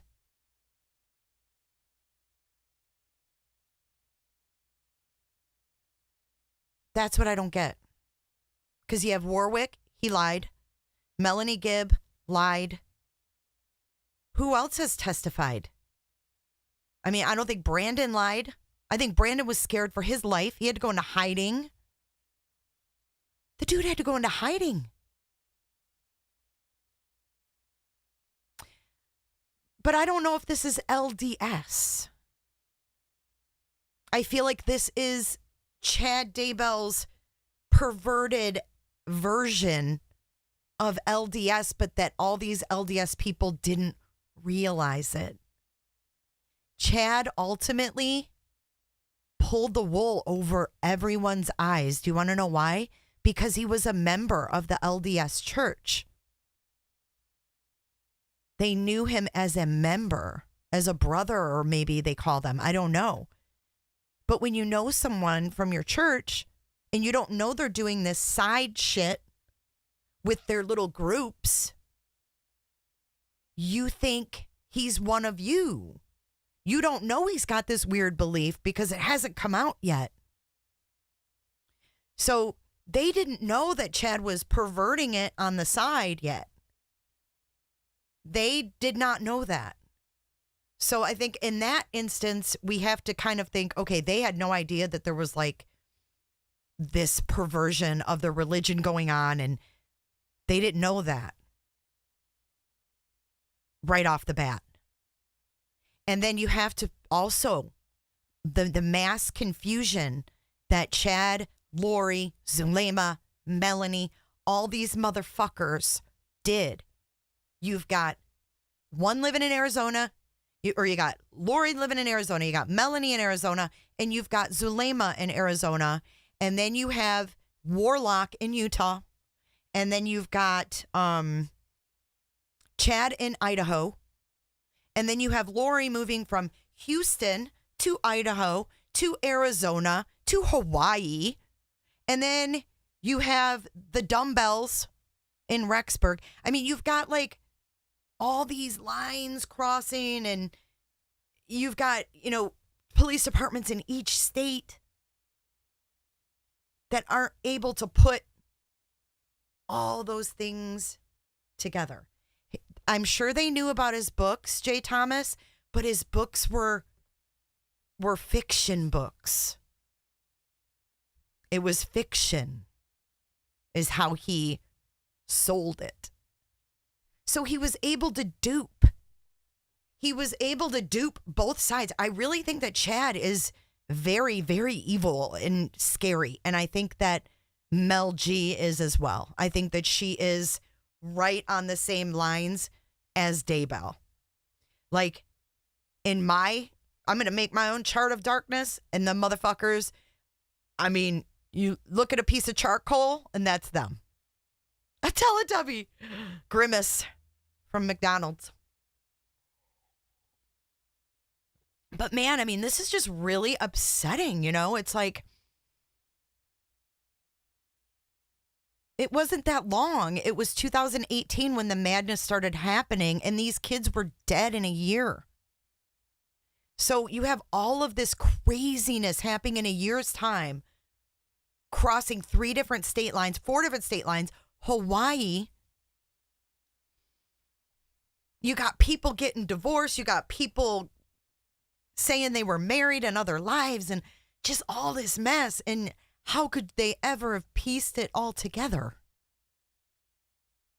It's crazy. Upping life insurance policies, maybe there needs to be some kind of a system put in place for that, because that seems to be the go-to for these murderers, right? It's follow the money. So if someone ups their life insurance policy like majorly,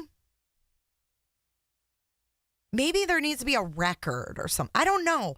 It just seems like that's one of the cues, Like, normal people don't just randomly go, hey, let's up your life insurance. I mean, usually you make a decision when you buy the policy. You're like, okay, this is, unless you have a huge life change. But usually you take, what your cost of living is, and you're like, okay, what would I need to live? If you have little children, you take that into consideration, which I'm sure Charles did because JJ's special needs. So his was $1 million because he was like, JJ's going to need some help. So he changes it to K because he's probably like, get JJ. If something happens to me, get JJ. But, usually you pick those amounts ahead of time. And unless, you have a huge life change where you're not taking care of kids anymore, you have something, or your house value like triples because you made it big, I don't know. And you're going to maybe want to, up your lifestyle a little bit. But other than that, like a random, especially after, like, you do that and then you're reporting to the police that you're being shot at and then you're found dead 10 days later, it might save a lot of grief and a lot of investigating if they can front load, some of these things. Like over a certain amount, if they raise it, more than 50%, maybe it needs to be reported where it can be referenced. I don't know. Maybe that's a pipe dream. I don't know.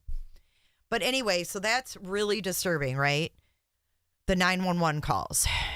So let's see if I had any other. Oh, yes. We got to listen now to the 911 call made the morning that Tammy died. Now brace yourselves. The chin is going to piss you off. If you didn't hate the chin before this, dude, you're going to hate the chin now. So let's play that. This is the morning that she died. This is Chad calling 911. Or actually, I think it's Garth and Chad.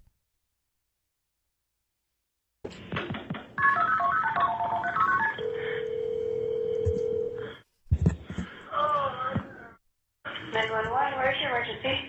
We're at 202 North, 1900 East. Okay. I'm going to stop right there. Before they even say anything, you hear Chad in the background pretending like he's crying. Listen to this shit. 911, where's your emergency? We're at 202 North, 1900 East. What's going on? We just found my mom. She's on the ground frozen, or she's stiff, and I don't know. What does he mean? I don't know. This is Garth. He sounds just like his dad. She's, I don't know. You know why he says I don't know? Because his dad's story didn't make sense. He couldn't reiterate what his dad told him. That's why he's like, he's trying to explain it. She's like, what? And he's like, I don't know. They kept saying frozen. She's stiff, and I don't know. Are you in Madison County or Fremont County?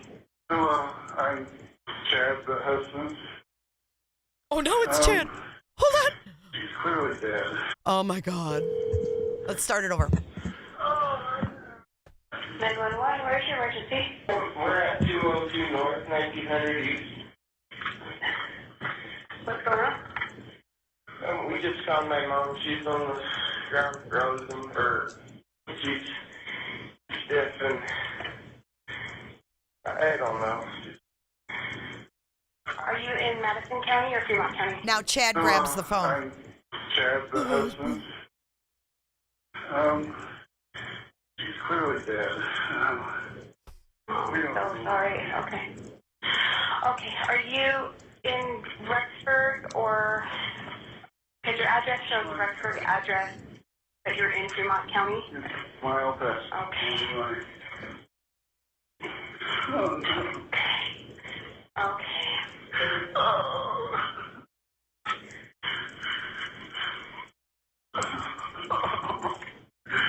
Yeah, she's frozen. She's frozen.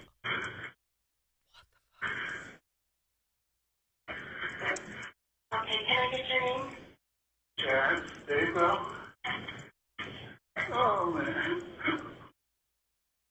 Okay, Chad, I'm going to get somebody up to you right now, okay?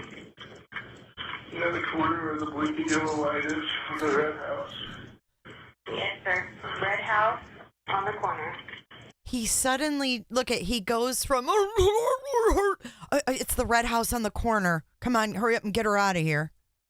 Oh, man. Okay, Chad, I'm going to get somebody up to you right now, okay? You know the corner where the blinking yellow light is? The red house. Yes, sir. Red house on the corner. Yes.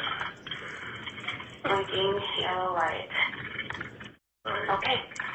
I'll get somebody up to you, okay? I'm so sorry. Okay. If you need anything else, to call me back, okay? Okay. Okay, bye-bye. Come on. You hear this shit? All right, we're not quite to her yet. Let's listen to that mess again.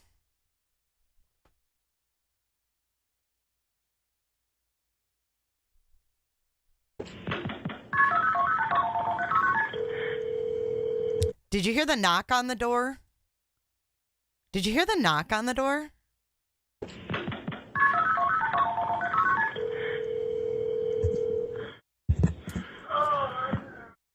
911, where's your emergency? We're at 202 North, 1900 East. What's going on? We just found my mom. She's on the ground frozen, or she's stiff, and I don't know. Are you in Madison County or Fremont County? Hello, I'm Chad, the husband. She's clearly dead. Oh, I'm so sorry. Okay. Okay, are you in Rexburg or... Because your address shows the Rexburg address that you're in Fremont County? Mile past. Okay. Okay.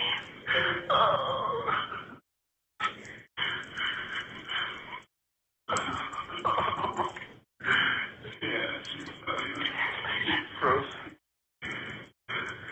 Makes me sick. Okay, can I get your name? Chad, Daybell. Oh, man.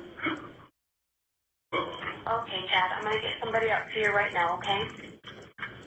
Yeah, the corner of the blinking yellow light is the red house.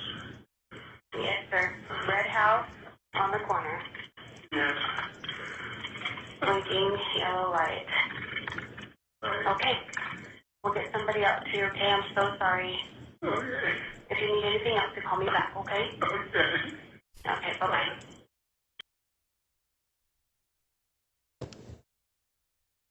What in the world?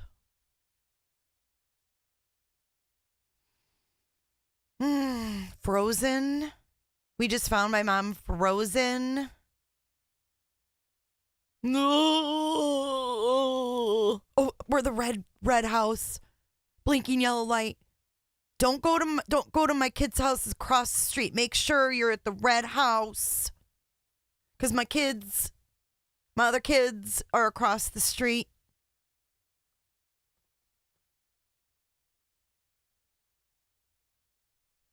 I can't. You guys, there's so much to unpack in this case. Before we get to Lori's sister, and we may not even get to that today, because I want to show you guys this. Let me get this nice and large. I'm going to take everything else off the screen, and we're going to go through Alex Cox's autopsy and medical examiner report. And hopefully that is big enough. Let me cut off. I hate these ads on these articles. Okay. You guys ready to hop into this?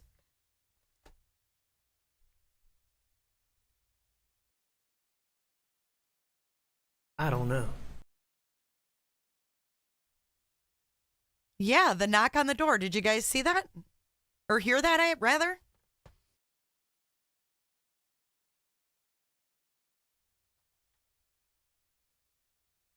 Thank you for being here, Lynn Mo. And thank you for being here, Crow. I saw you say you're new, so thank you for being here. Appreciate you. Okay, so we have the Maricopa County Office of the Medical Examiner, and this is for Alexander Lamar Cox.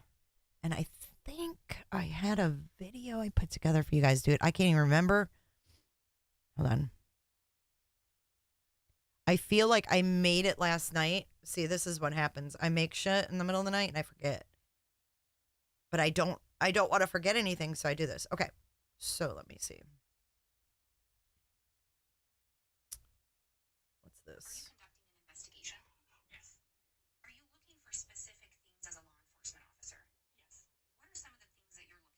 Okay. Yes, I got to send this to myself. See, I save all the good clips for you guys, so you don't have to listen to all the grueling shiz. Can I get a exclamation point, yeah, in chat? Okay, let's see. And then I think I have another one. Oh, this is something I screenshotted. Let me show you guys that.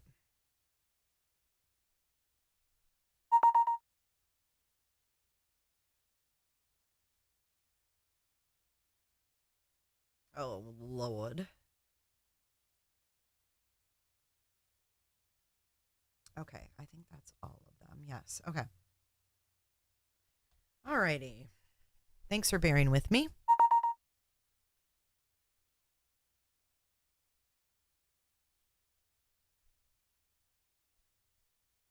All righty. I'll show you guys those pictures after. Okay, so Alexander Lamar Cox, date of examination was 12/14/19.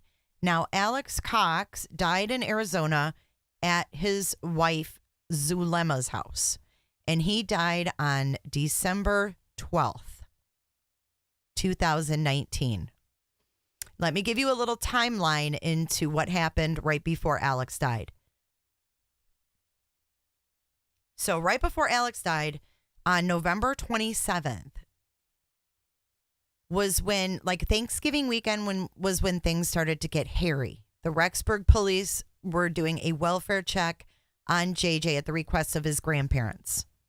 So then on the 27th, the next day, the Rexburg Police Department served a search warrant on Lori's apartment, and they were gone. And then on December 1st was when Lori and Chad, I don't know where they were from the 27th until then, but they got on a flight to Hawaii.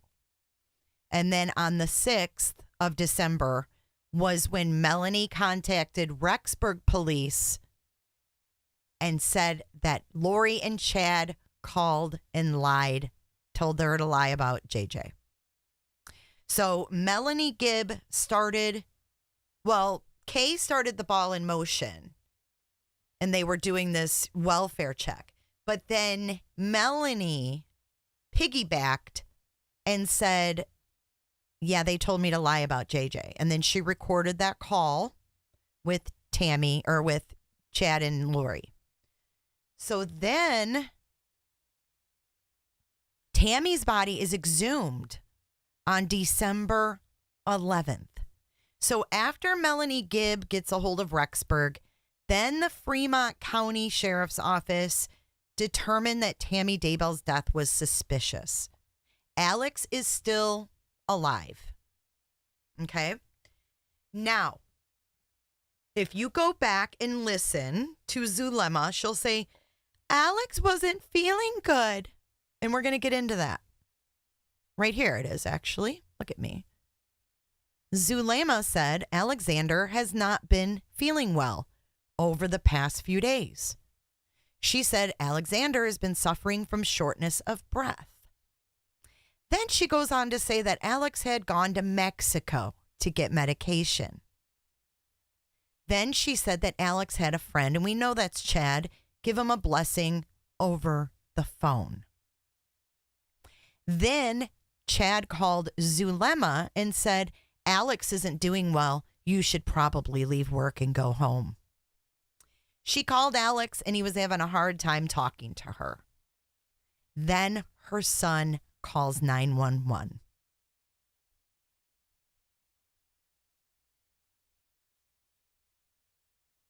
Then Zulema's daughter says Alex is very religious. And this is important because Alex moved in with Zulema around Thanksgiving time. So if you look at the time frame of when Alex moved in with Zulema was when Lori and Chad were getting their escape to Hawaii because Kay had been questioning where JJ is. So once Kay questioned, Lori blamed it on Melanie and said Melanie's got JJ to buy her some time. So they go to Hawaii, and then Alex, where's Alex going to go? Because Chad doesn't want Alex around. Alex is a nuisance to Chad. So Alex gets shoved onto Zulema. And I don't think Zulema wanted his ass. So this is my theory, and my theory only. I think Chad told Zulema, take in Alex, and she was like, come on, I've got kids at home, because she didn't even want to leave Arizona because she had kids at home. She probably said, no, I don't want to move him in. I don't even know him, blah, blah, blah. And Chad probably said, it'll be temporary. And then I think that date had to get moved up because Tammy was being exhumed. This is my theory. So Tammy's about to get exhumed on the 11th. Alex had to be shut up. Alex is talking to Melanie Gibb. He's telling people that he's telling his bishop that his sister speaks to Jesus Christ himself. They know that Alex has loose lips because Alex isn't right in the head. Alex has a disability. Alex has some kind of a brain injury or problem. Now, all right, let's look at the actual thing here. I'm sorry, I'm all over the place, but I'm trying to keep you guys going and understanding. So Alex dies the day after Tammy's exhumed. Suddenly in Arizona. He's 51 years old. And Alex told her if anything happened to him, there was money in a bag for her hidden in a closet. Remember Lori walking in Hawaii when Nate Eaton was tracking her down? And she had a bag of cash. Remember that? I think Lori paid Alex. Let's watch that clip. Nate Eaton, Lori Vallow, Hawaii. This is the best reporting that I think I've ever seen. Everybody thinks that Brian Enton is so great, dude. And I'm not trying to put these two against each other, but this guy on the spot, boots on the ground, he flew to Hawaii with Dateline. And they made him a correspondent. They took him to Hawaii and they tried to find Lori and Chad. Well, guess what? He found them. And watch what happens. If you haven't seen this, this is amazing. It's 3 minutes. Then we'll get to Alex. With EastIdahoNews.com in Kauai, where Chad and Lori Daybell were served with 2 search warrants just hours ago. Law enforcement officers from eastern Idaho, along with federal agents and the Kauai Police Department, pulled Lori and Chad over. They were driving a black SUV. They pulled into this resort where I am standing. They put Chad into one vehicle, Lori into another. That's when their vehicle was seized and they had no way to get home. We had a chance to ask them so many questions that need answers. Lori, Nate Eaton with East Idaho News. Can you tell me where your kids are? Where are your kids? No comment. No comment? No They've been comment. missing for 4 months. You have nothing to say? You're over here in Hawaii? Where are your children? Now, why don't you just give us a comment? Just tell us where they are. Chad, where are Lori's kids? What happened to Tammy, Chad? Watch this. Oh, does that speak 1,000 words? What happened to Tammy, Chad? What? She paid Alex to get rid of her husband so she could collect $1 million. And then she couldn't collect $1 million. Can you tell us what happened to Tammy? Why have you guys been in Hawaii for so long? Listen, just tell people what's happening. There's people around the country praying for your children, praying for you guys. Why don't you give us answers? That's great. That's great that they're praying for you, praying for your kids. What? You have nothing to say? Did you do something to your children? Are your children still alive? That's a simple question. I've got 3 kids of my own. I can tell you every minute where my kids are at. Where are your children? What do you guys plan to do now? Are you have 5 days to get your children in front of a judge in Rexburg, then what? Are you guys innocent of any crimes? Have you committed any crimes? Chad, you guys have a lot to say on your podcast. You don't have anything to say now? Lori? Do you believe that you were instructed by God or others to do something for your children? If you could give a message to them, what would you say? Listen, if you just talk to us, we'll leave you alone. Tammy's family's very worried. Lori, your mother, Kay, came out. Kay and Larry, they're offering a $20,000 reward for your children. And you're over here on the beach? This is your chance to tell your story. Nothing you want to say? One last chance right here? Anything you want to say to the people in Idaho?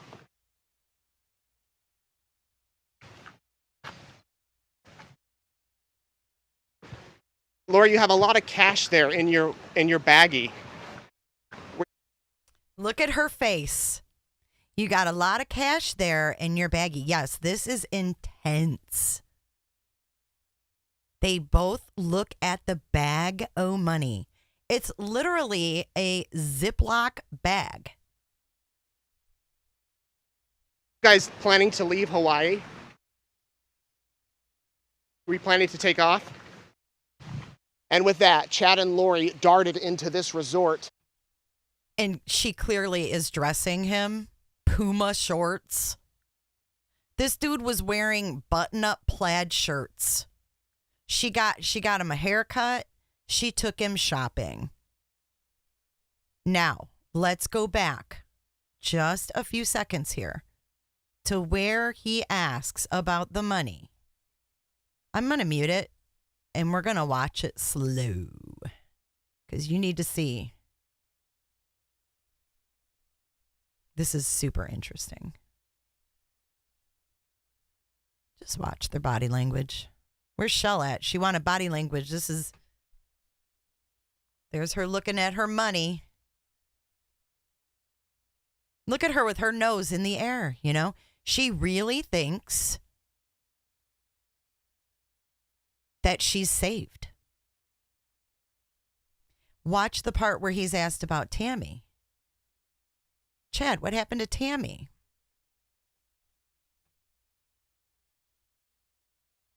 Here it comes. He's happy. Look, he's like, she dead.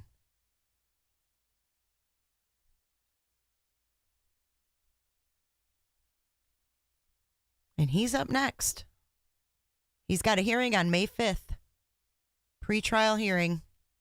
Or status hearing. Watch his face.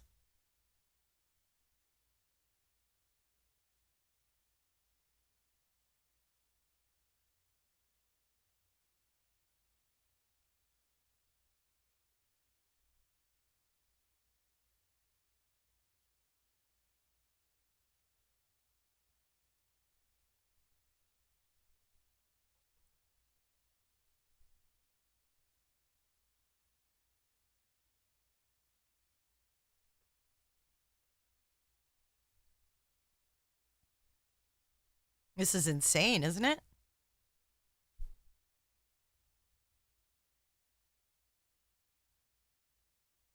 Chad's chin. He looks like he lost some weight too. I think he might have been taking something because they were also walking at the track.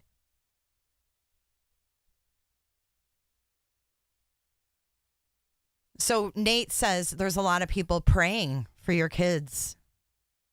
And she says, that's good. Exactly, Mary P. She's all convinced. He knows it's BS. Yep. He knows he's got her hook, line, and sinker. And I think he thinks she's going to go down for these kids because they're her kids. He doesn't think he's going to get in trouble at all. And the thing is, when she goes to court in Hawaii after she's arrested, he sits in the crowd and he's watching. Oh, don't worry, I'll get you Mark Means. I'll get you Mark Means. He didn't think he was going to get in trouble. He looked right at the cameraman too. Creepy.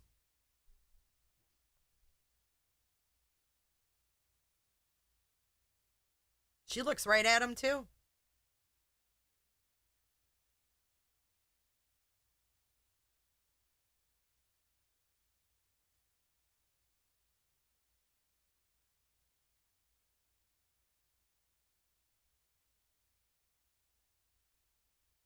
He's eyes all over everyone to kind of pick up what they're thinking, who's there, what they're doing. She's straight ahead. She believes in everything she's doing. It's really disturbing to watch. Okay, so back to Alex. Thank you for toughing through that and toughing through this live. Thank you, guys. All right, so we're going to go to Alex. Bilateral pulmonary thromboly, whatever, blood clot. So we're just going to skim through this. Summary and opinion. According to the investigative history available to me that provided by the detectives at the time of the exam, the decedent was reportedly complaining of chest pain and shortness of breath for approximately 1 week prior to being found unresponsive on his bathroom floor. Okay, so let's again revert back to our timeline. On December 6th was when Melanie Gibb contacted Rexburg police and told them she lied, or that Lori asked her to lie, and that she lied. That would be about a week before Alex died. So Alex started not feeling well when Melanie Gibb rolled. And you remember Melanie Gibb in her interview with Nate Eaton said, I went back to Arizona and I met with Al. And I told Al what I was going to do. I told Al I was going to tell the truth. You don't think Al told Lori and Chad? Dude, Melanie Gibb's rolling on you. She called Rexburg police. Fuck yeah, he did. Alex had loose lips. So they pawned Alex off on Zulema and did something to him. I don't know what.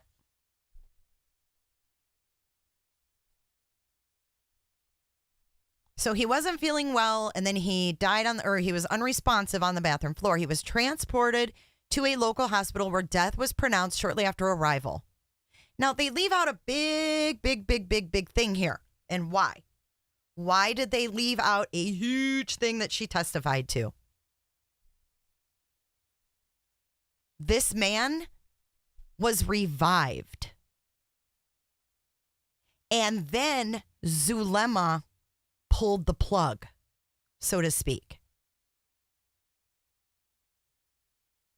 Alex would have told Lori, dude, after he met with Melanie, he probably called Lori immediately. Lori and Chad knew Melanie went to the police because Alex told them.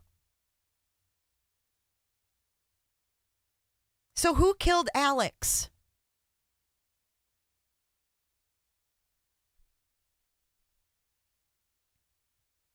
Because Zulema testified that she had to pull the plug.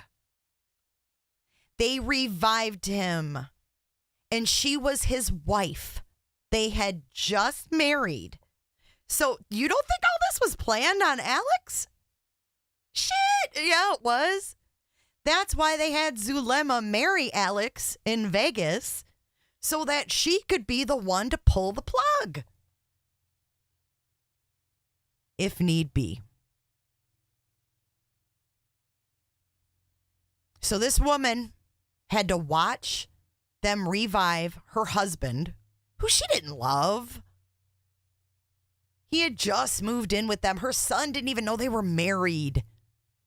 She wasn't even going to tell her kids she was married.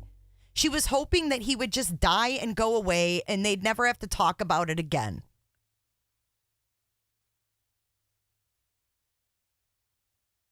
So I think Zulema was giving him something in that week.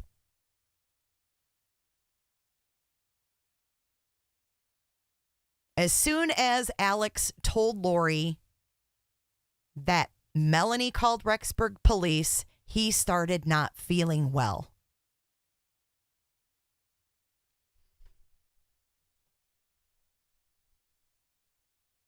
According to his wife, he had no past medical history and was not taking routine medications.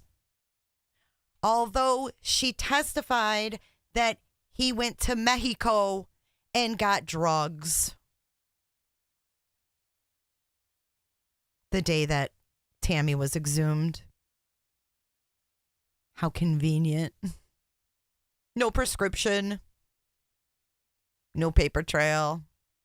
Did Alex go through the border? I'd like to know. Whew. All right. But he had complaints of burning in his chest and shortness of breath since Friday, 12/6. Go back to your timeline, peeps. What happened on the 6th? Melanie Gibb. Here, I'll show you. I'll show you what happened on the 6th. She says, Zulema says, he started getting burning in his chest on the 6th. I wonder why, Bish. I wonder why.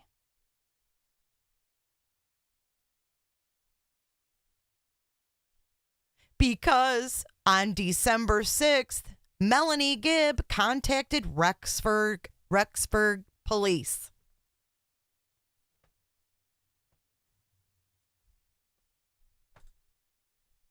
How are these people not in jail? Tell me.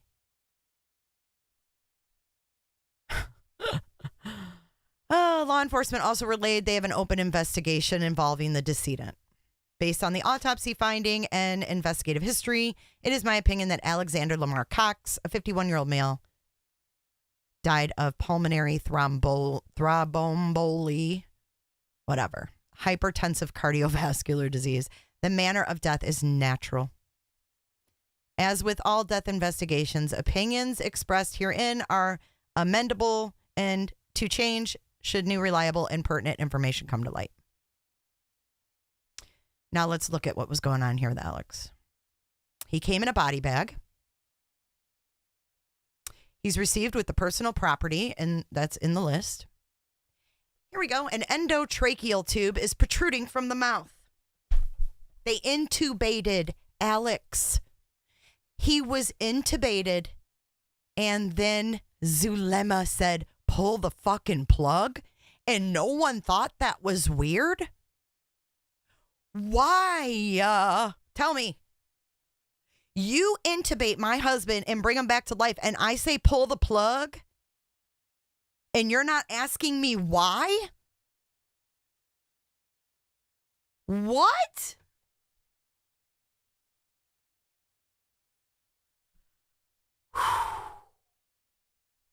I don't know.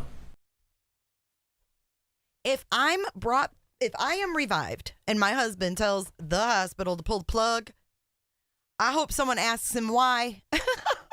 I hope someone asks him why. She had to because Lori and Chad. She probably had to or she was going to die herself. She got herself into a pickle.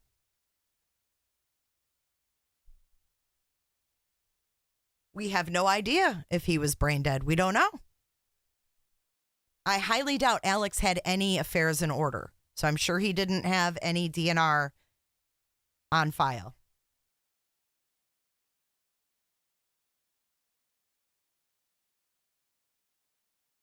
Crow, how do you know about the sister? I've never been able to find anything.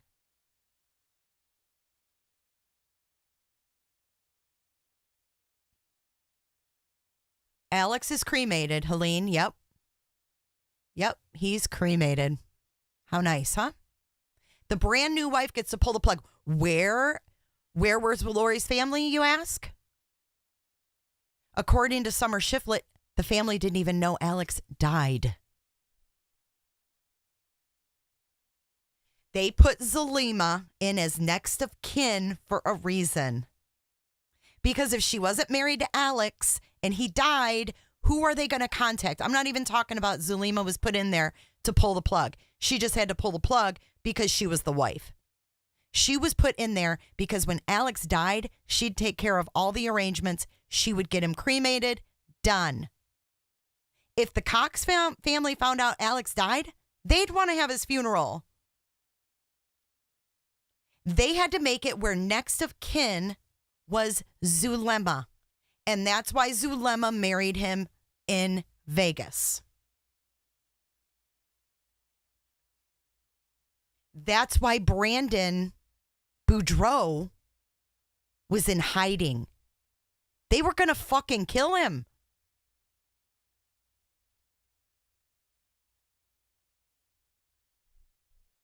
They were only married 2 weeks. They got married right before Tammy was exhumed. Okay, so electrocardiographic lead pads are adherent to the bilateral anterior shoulders, bilateral upper arms, and bilateral thighs. Defibrillator pads are overlying the anterior chest. An intravascular line is within the left antecubital fossa. It is noted that there is a blue, now listen to this, a blue hospital type glove overlying the toes of the left foot. When this glove is removed, there is hair and underlying adherent fecal material present. The glove and hair are not collected at the direction of law enforcement. What does that mean?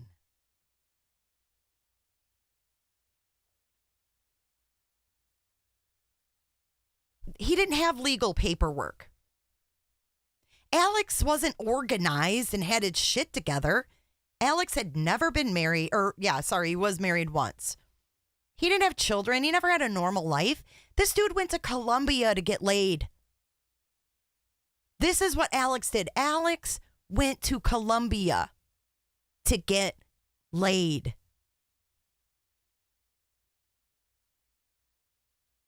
The glove and hair are not collected at the direction of law enforcement. The body is that of a 73-inch, 227-pound adult male with gray hair, The eyes have hazel, Okay, the external auditory canals are unremarkable, free of lesions,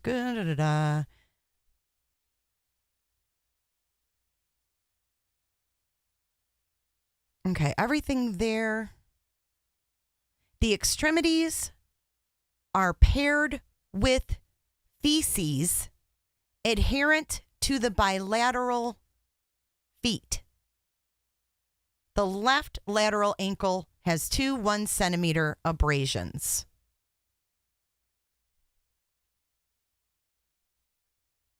They still should have collected it. It's weird.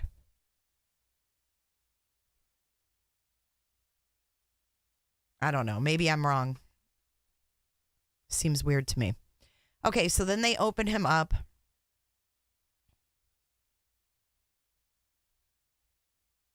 And they don't see anything weird with his heart. Now the lungs. The lungs weigh 750 grams left and 800 grams right. The pleural surfaces are smooth and glistening. The bilateral lung parenchyma, I can't say all this stuff, is atelactic, dark red purple, congested with multiple thromboli extended from the cut surfaces. The bilateral pulmonary arteries are occluded with well-formed, coiled, focally adherent thromboli. So that means blood clots. Well-formed, coiled, focally adherent. And they extend from the pulmonary trunk to the distal areoles, arterioles, whatever. The bilateral bronchi are patent. However, they contain thick mucus intermixed with aspirated gastric contents and pulmonary edema. Where did you hear pulmonary edema? Boom. Duck walks like a duck, quacks like a duck. It's a The foam. Yes, Flo, the foam. The upper airway is patent with no evidence of obstruction. Everything else is normal.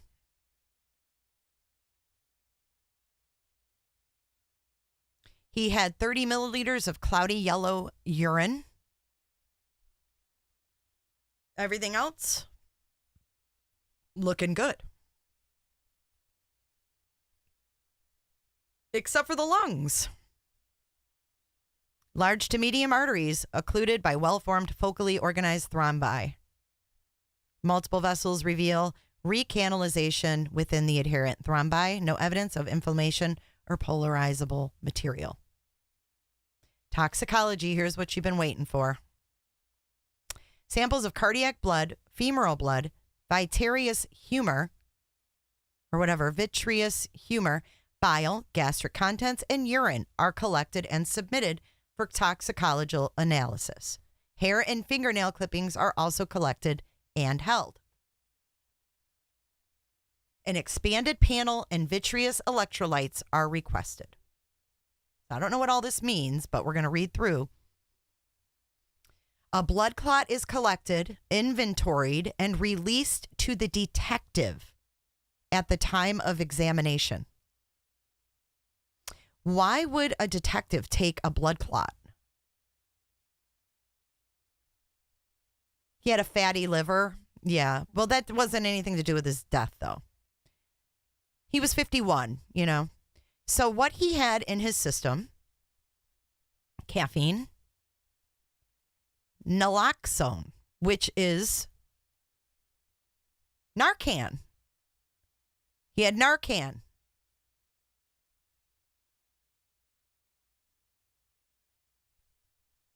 Creatine, sodium, potassium, chloride, urea, nitrogen.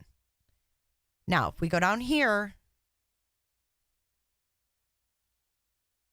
I don't know what all this means. This is just their specimens. Okay. Caffeine, positive. Narcan, positive. And then it goes down here and it says so creatine is supposed to be 0.6 to 1.3. He was 1.6. His was a little high. Glucose. Normal is less than 200 milligrams. His none detected? He had no fucking glucose? How can you have none? What?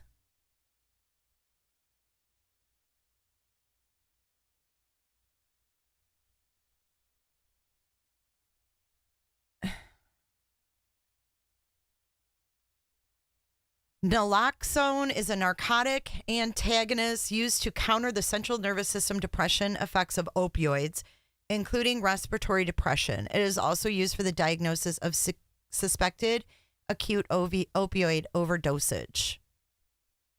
So it was positive. It doesn't really say how much he had. It just says positive. It's available in Suboxone for opioid dependence, and it's also available for sublingual administration. Tablet? Sublingual. Could he have been given Narcan? Or no? Insulin, you think?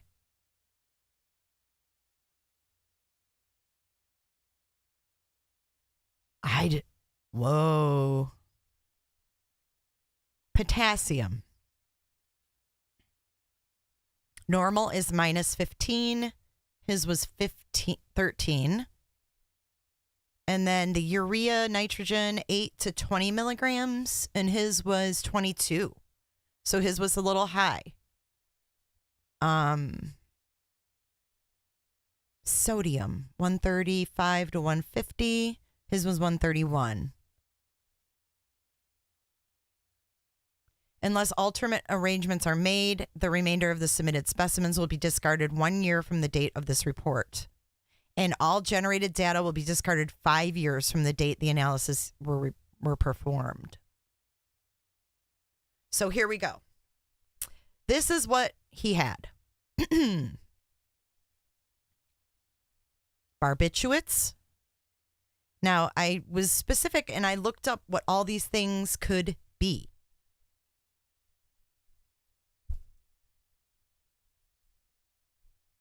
bear with me.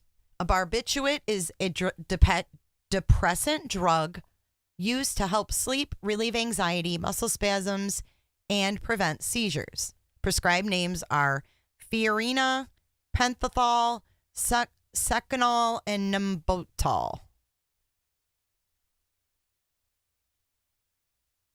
And on the street, I guess barbiturates are called Rainbows, Red and Blues, Tuies, Double Trouble, Gorilla Pills, and F66s. And they're downers.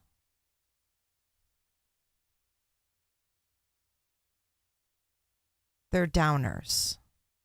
This medication is sometimes used in a combination with aspirin, acetaminophen, caffeine, and codeine. So I don't know what exactly that would be, but it's not, Xanax isn't a barbiturate.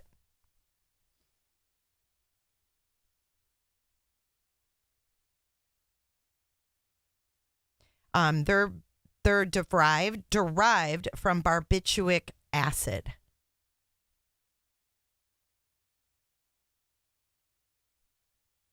And they enhance the action of GABA, G-A-B-A, a neurotransmitter that inhibits the activity of nerve cells in the brain. Okay, so he had barbiturates. Now, what else did he have? Creep Town, dude. Creep Town, dude. He had cannabinoids. So he had some pot. He had gabapentin. Now, here's another drug. They say this dude didn't have any drugs in his system. I don't understand how that was reported.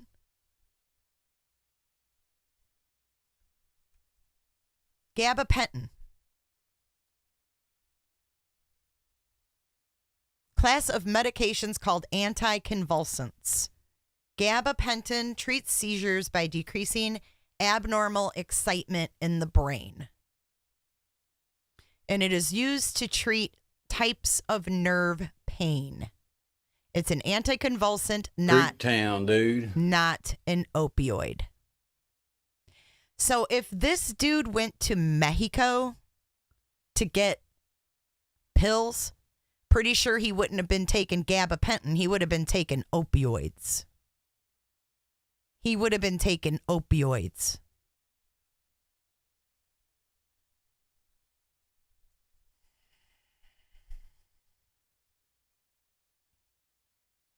And then he had salicylate, which is aspirin.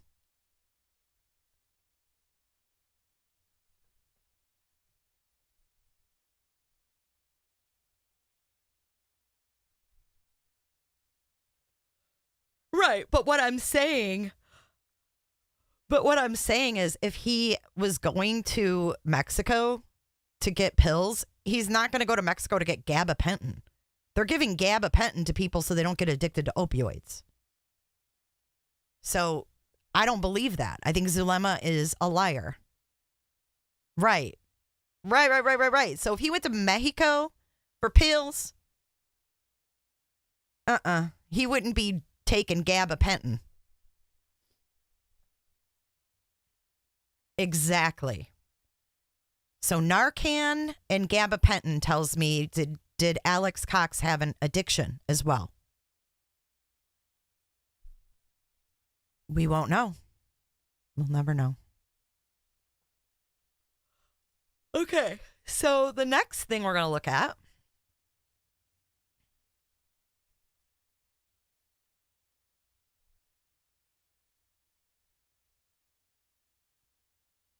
look at this.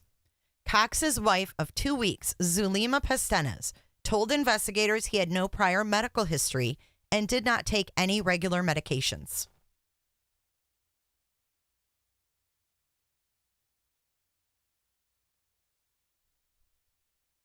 He had non-cancerous tumors in his liver, an enlarged prostate, and a polyp in his digestive tract.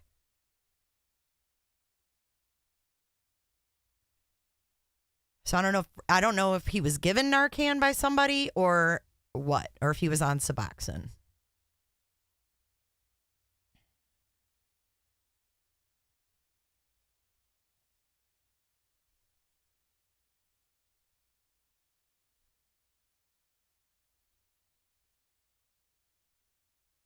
Okay, so down at the bottom here, family reacts. Alex's family issued a statement to East Idaho News through their attorneys, Robert Jarvis and Garrett Smith. Alex's widow, Zulema Pastenes, along with his mother, Janice Cox, Summer Shiflett, his sister, and his niece, Melanie Pulowski, are pleased to see the report confirms what they knew and maintained since Alex's death on December 12th, 2019. In interviews with many news agencies, the family stated numerous times what they knew to be true. Alex's death had no sinister aspect. With a degree of vindication,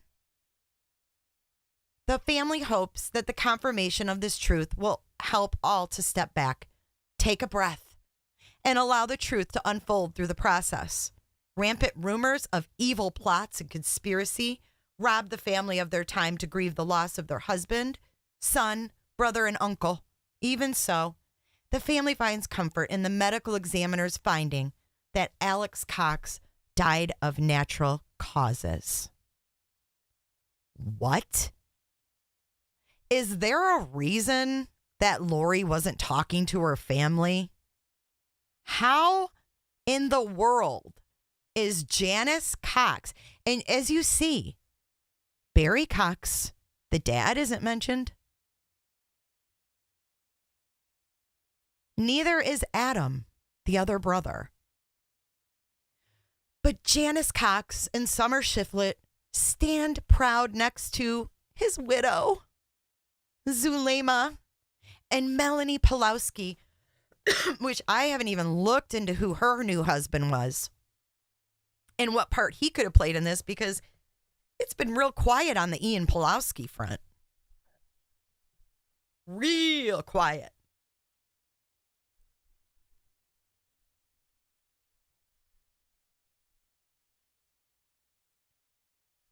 And then we have another report. Okay, so that one was from May 8th, 2020.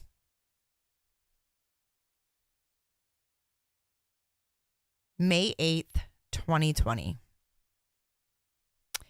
This one is from January 12th, 2021.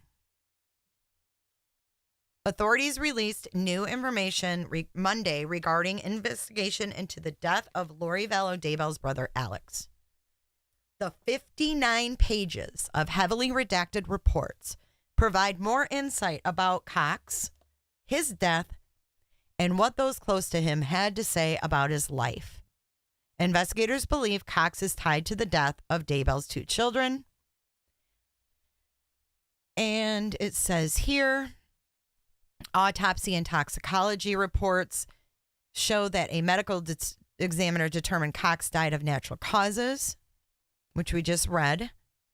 Pastenes went to the hospital and investigators found her sitting next to her husband's body. They asked to speak with her in another room. Zulema asked me why she was being questioned and if she was considered a suspect in the death of her husband.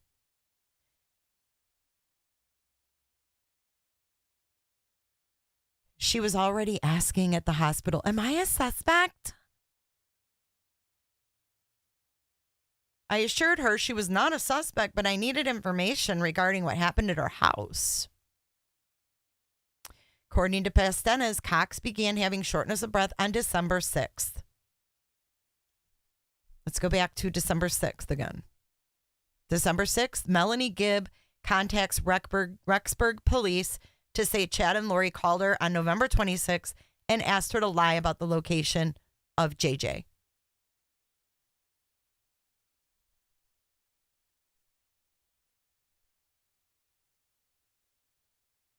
The following day, so on December 7th, she said Cox drove to Algodones, Mexico to buy prescriptions because they were cheaper. When he arrived home, he reportedly felt winded but refused to get medical treatment. So they're blaming it on the Mexican drugs. The day Cox died, he called a friend and received a priesthood blessing. East Idaho News can confirm the friend was Chad Daybell, who had married Cox's sister, Lori. Pastenes and Cox had known each other for about a year, according to the Pastenes. The couple went on a trip to Las Vegas and eloped in a spur-of-the-moment decision on November 29th, 2019. Before Pastenes and Cox married, he lived in Rexburg in neighboring townhomes with Lori and his niece, Melanie. Pastenes said Cox visited for Thanksgiving, and that was when she asked him to stay. So the Chin and Lori take off to Hawaii, and then the Chin says, Zulema, get him to stay at your house because I can't have him in Rexburg with his mouth running. Because he's talking to everybody and he's telling them everything. He's got no filter. So she asks him to stay. But she don't want him there. After Cox and Pastenes married, Pulowski, which is Melanie, stayed with the couple in Arizona. So it was Melanie Pulowski, a.k.a. Boudreaux, Zulema, whoever kids were living there of Zulema's, and Alex. She married Ian in Vegas on the same trip. She met Ian in Rexburg. I would be willing to bet there's a reason this Ian hasn't been mentioned. She met him in Rexburg. What role did Ian Pulowski play? Because they had to convince Melanie that Brandon was dark and Brandon was gay. And once they convinced that dumb bitch of that, she married Ian Pulowski. They had a double wedding in Vegas. During the interview, Pastenes said Cox did not have much communication with his 6 siblings.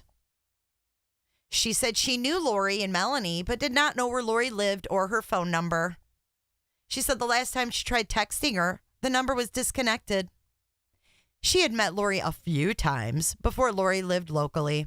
She has not seen Lori since she moved a few months ago. She did not think Lori was married. She lies like a fucking rug. Ian ratted him out. Really, Suze? I'm going to have to look into that. If you have anything related to that, Suze, that you can email me, that'd be great. Because I've never looked into him at all. Meanwhile, Pastenes' daughter arrived at the house and spoke with detectives about her mother and Lori. Oh, look at this. Look at this. She met Lori a few times and hasn't seen her since she moved. And then her daughter comes on the scene. And she says, We're good friends. They're good friends.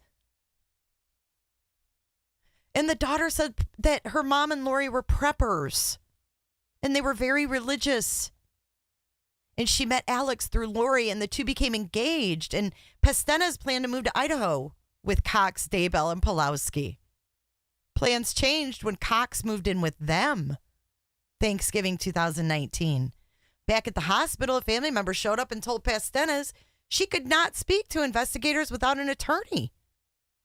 What? Back at the hospital, a family member showed up and told Pastenes she could not speak to investigators without an attorney. They went to their home and Pastenes received a phone call from someone. What? Did someone show up in person or was it a call? Moments later, Zulema told me she would not talk to me without a lawyer. Others whose names are redacted also would not speak with investigators as they had retained attorneys. Is this when all these people got immunity for their information? They all got lawyers.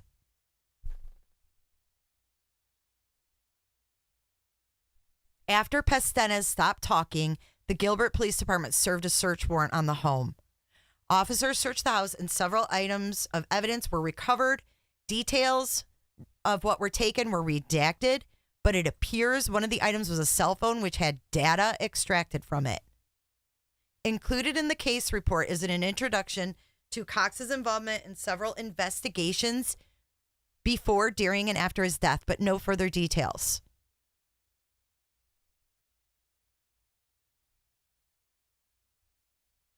In a recorded conversation played during a court hearing last week, Special Prosecutor Rob Wood told Lori's sister Summer in October that he intends to file conspiracy to commit murder charges against the couple. Those charges have not been filed as of Monday. The next court hearing for the Daybells will discuss the trial moving forward in Fremont. Along with the release of the Cox police report, Gilbert police shared videos, 911 calls, and other reports tied to the Daybell investigation.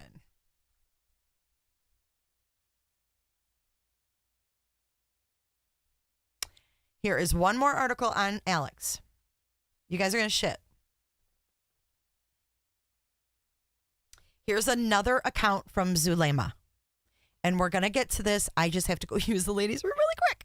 So I'll be back in just 2 minutes. Give me 2 minutes, guys. You guys go get a drink, go get a snack, go to the bathroom, take your dogs out. I'll be back. Be back.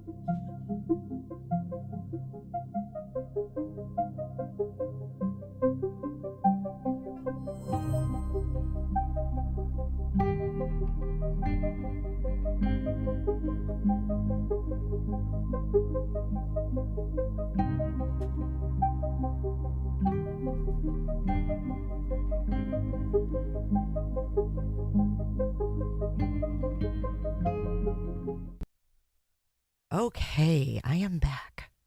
Thank you guys for letting me take that little brief intermission. I'm back. And I've got Bella here. Bella is joined me, but I don't have the camera hooked up. Sorry. I just remembered that. Okay, so it's time to switch gears. We got Coke Zero. I didn't expect this to go that long, but I hope that it's making sense. Put a 1 in chat if you've been here like the majority of this live and it's making sense, because I'm not a big note taker. I don't take good notes. I've never been the most organized person in the world, but all this is up here. Just scary.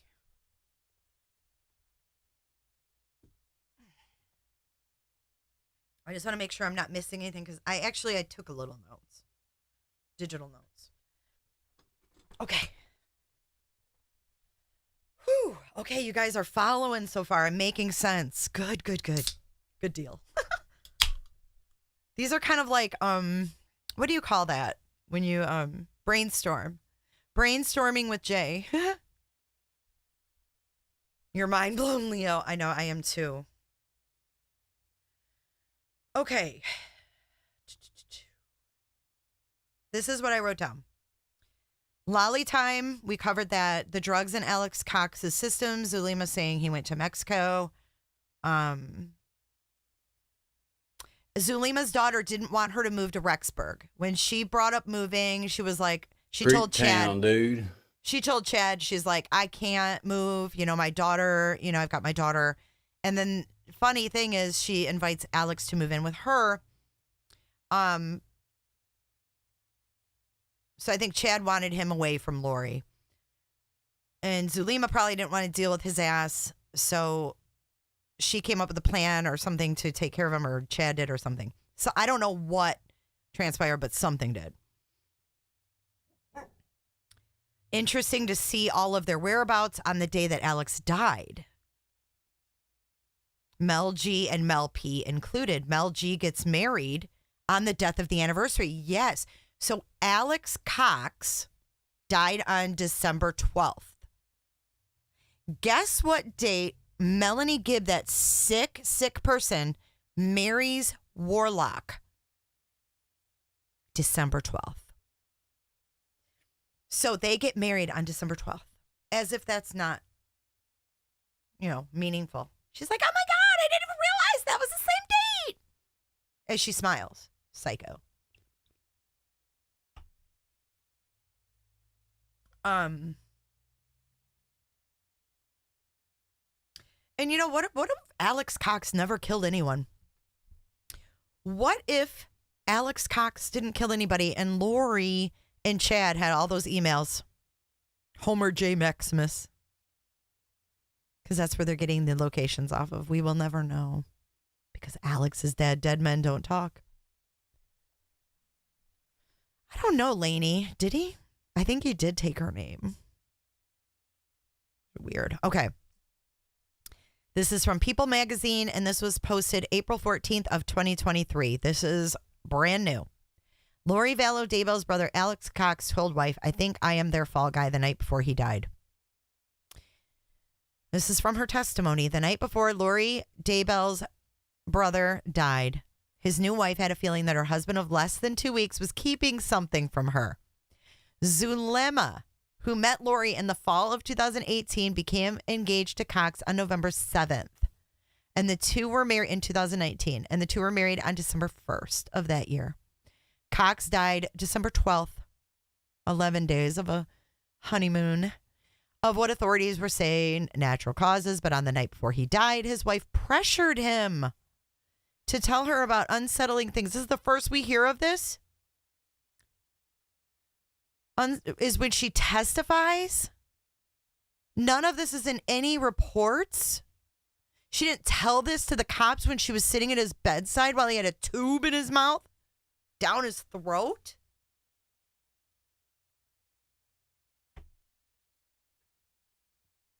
Talk to the hand, people. Okay, so the day before Cox's death, Pastenes came home from work around 7:30 p.m. and found Cox on the phone with Lori and Chad, who were telling Cox that the body of Chad's first wife, Tammy, was being exhumed. Listen to this. I'm going to do this in my best Zulema impersonation. I was very confused about the reason they would be exhuming Tammy's body. And I was asking why they would be exhuming her body if she died of natural causes. And I asked Alexander if he was involved in anything to do with Tammy's death, and he said no. But Pastenes kept trying to get her new husband to talk. He was very quiet and unresponsive. He said, I think I'm being their fall guy. I said, fall guy for what? What have you done that you would be the fall guy? I kept pressuring him because he wouldn't answer me. He passed the next day. On October 19th, 2019, did you guys hear that thunder? We're going to get storms. I'm glad I started this way early. We're supposed to get water spouts out in the Gulf and shit. On October 19th, 2019, Chad reported his 49-year-old wife, Tammy, had gone to bed with a cough and never woke up. 2 weeks after Tammy's death. Now, is that what we heard from the... Is this what we heard from the testimony, that she went to bed with a cough and never woke up?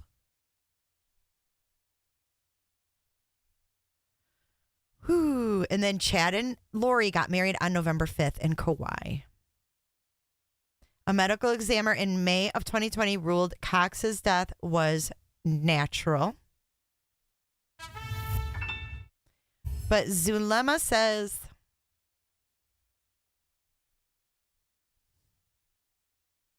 he said he was the fall guy.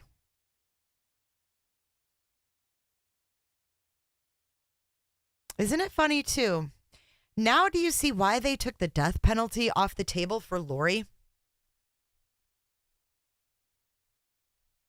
There's no way they could have gotten her for the death penalty. For what? They haven't shown anything. All of this doesn't make sense.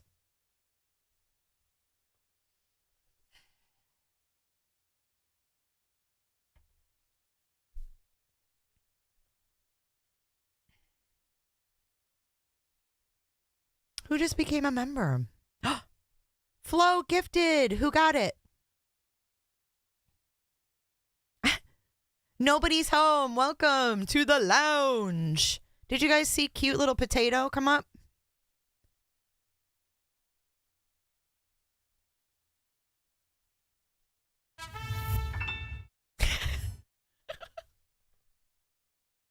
That's going to be our thing here. Ow. I hit my funny bone. All right. What else did we have to go through? I got through the chunk of it. Woo, we can breathe. Devil. Dancing night. So Tammy, the takeaway from that is Tammy and Alex both had pulmonary edema. Now, my last note is going to make you guys nanu.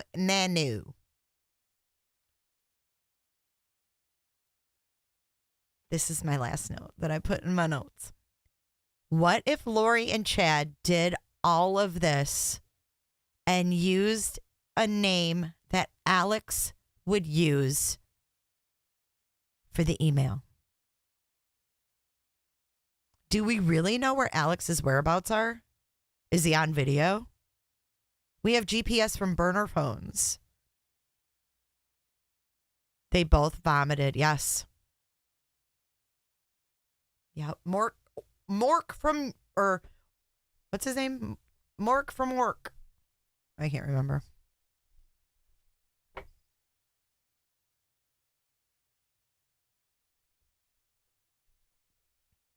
Yes, she has immunity. So does Melanie Gibb.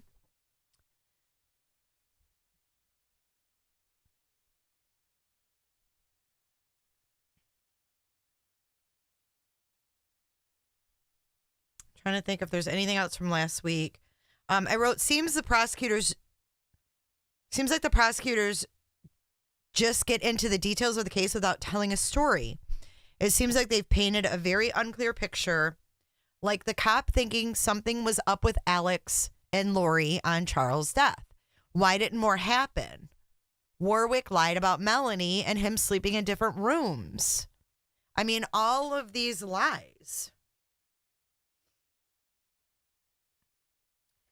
And then I put, watching Vallow case and FBI digital forensics only brought a summary of what they said was pertinent to the case. Defense asked if there were other searches, and she said yes, but they didn't go with the theory. That was exactly what they said. It didn't go with the theory. So they didn't even look at the other searches. So we don't even know what the other searches are.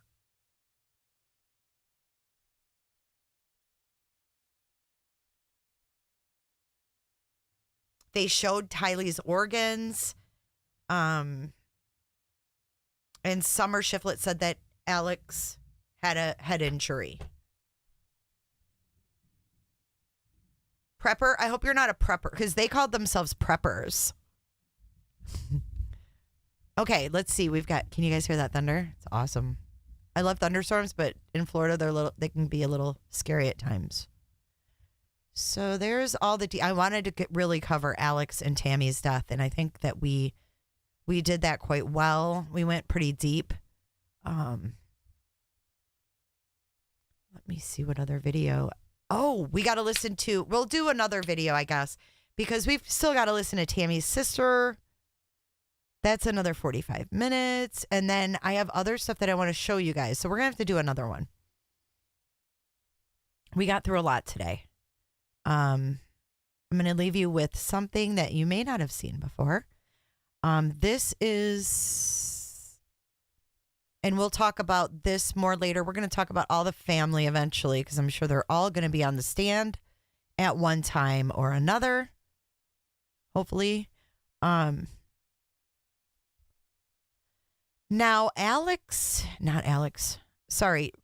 Lori's other brother, Adam.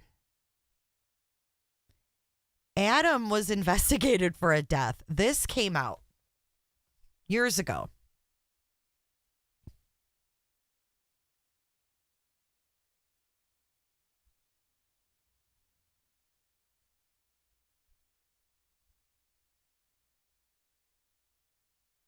Hello, everyone. Today is April 30th.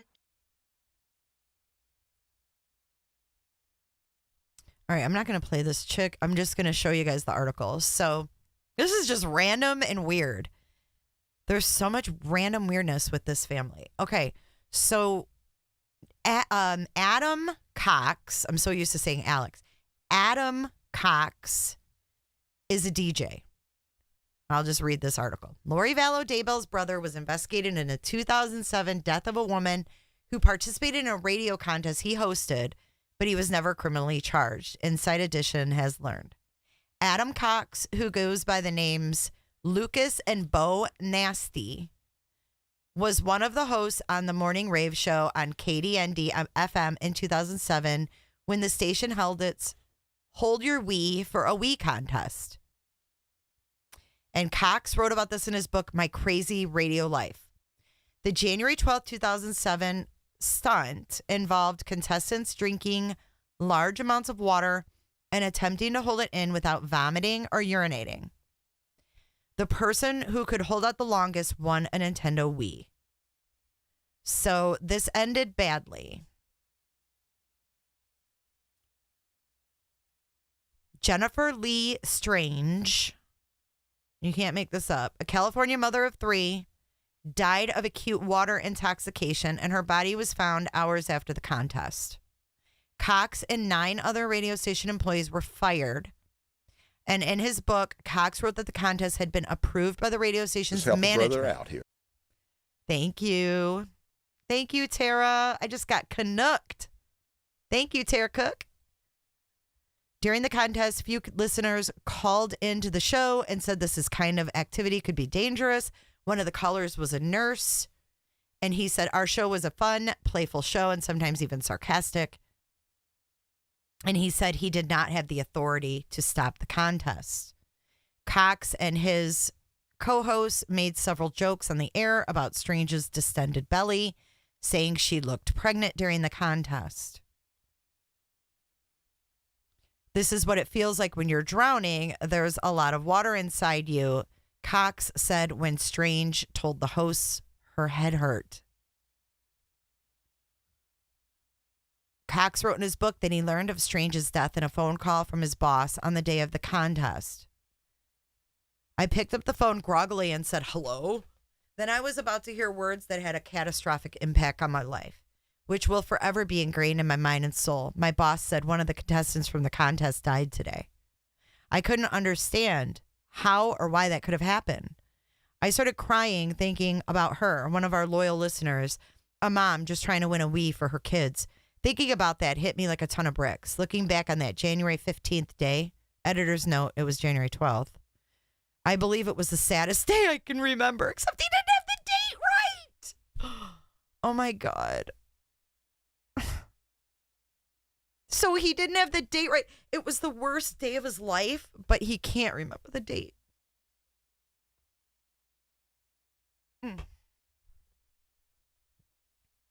Oh, it was the saddest day I can remember. For the day that I got a call when I was in Little Rock that my older sister Stacy passed away. What?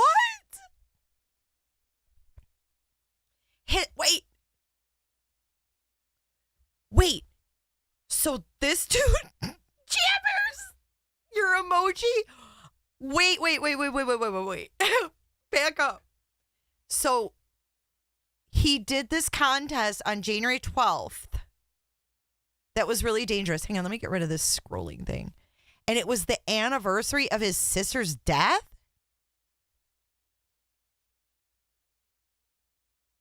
What?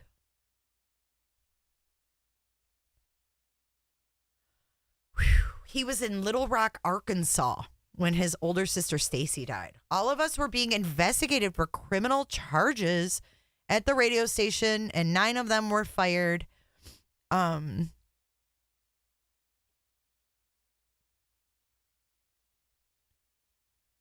Strange's family filed a wrongful death suit against KDND's parent company, Entercom Sacramento, and they were awarded $16.5 million. In his in his book, Cox wrote that he struggled to find work after, I would imagine. He has found, he says, but nobody was going to hire a DJ with a reputation as a killer. I was branded with a cruel and false charge. He has since found work at other radio stations. Cox did not respond to Inside Edition's requests for comment. All right, so there you have it. There's your random fun fact. Crow, you learned more than you ever wanted to know today, didn't you? Give me a like if you guys learn more than you ever wanted to know about the Cox family. And I want to thank y'all for joining. I'm nice and greasy because I've been sweating on and off. This shit's got me shooken. Very greasy. Killer Cox. Yeah, I don't know. It's messed up. But I got some storms rolling in here. We should take a look at let's take a look at the radar really quick before I sign off. Let's see where we stand. You guys are awesome. Thanks for being here today. And thank you for listening. I'm so glad to get that off my chest because it was bothering me.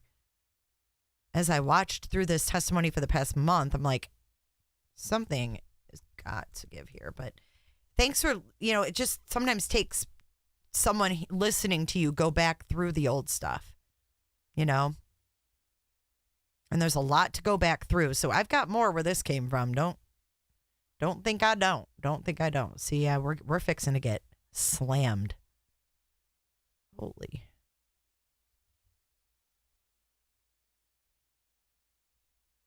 Look at this, guys. Pray for me. I'm gonna be waterlogged this weekend. Thank you, Lainey. Thank you, Mary P. Weather with Jay. Yep. Susan Powell. Her maiden name was Cox. Oh, I don't know. There's a lot of Cox. No pun intended, but there's a lot of Cox out there. We need rain really bad, but damn. Look how red that shiz is.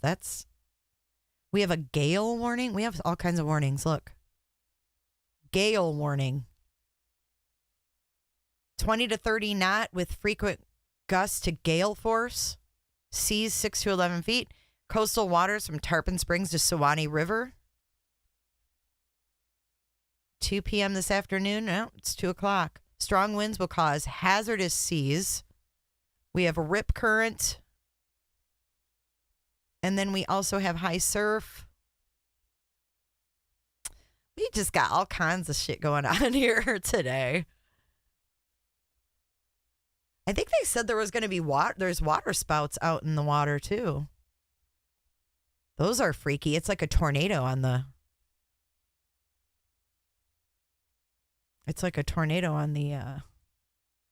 ocean. It's quite freaky. But yeah, there we go. I don't know why it's so big.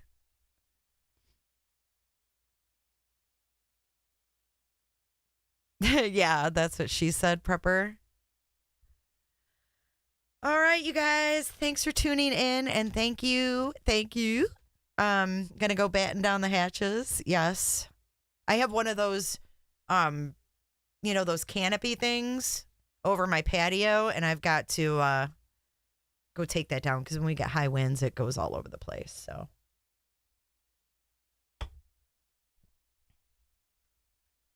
All right, guys. I don't know what we've got on the agenda next, but we've got Letitia back on Monday, and we're going to be getting to Verdict Watch soon, I think. So good to see you, Leo. Take care. I hope your hubby's doing well. Same for you, Angie B. Thank you for being here and moderating, and thank you to all the lounge members, the donating lounge members. CR, thank you again. I put on my cozy vanilla and coconut while we were live, and the shit smells really, really good. Next live, you will see the Avon lady. We got our own Avon lady here. Shit. We are all set over here. We don't need nothing else. Just me's and you guys. I'll see you guys later. Dance it out. Stay safe and take off your tinfoil hats, yo. Bye, guys. I don't give a damn. I don't really I heard it Eduardo. But like a G. I don't give a damn. You talk way too much. A hard time hearing. Do you mind pulling your microphone down and then aiming it up at your chin? Pull it down below your chin and aim it at your chin.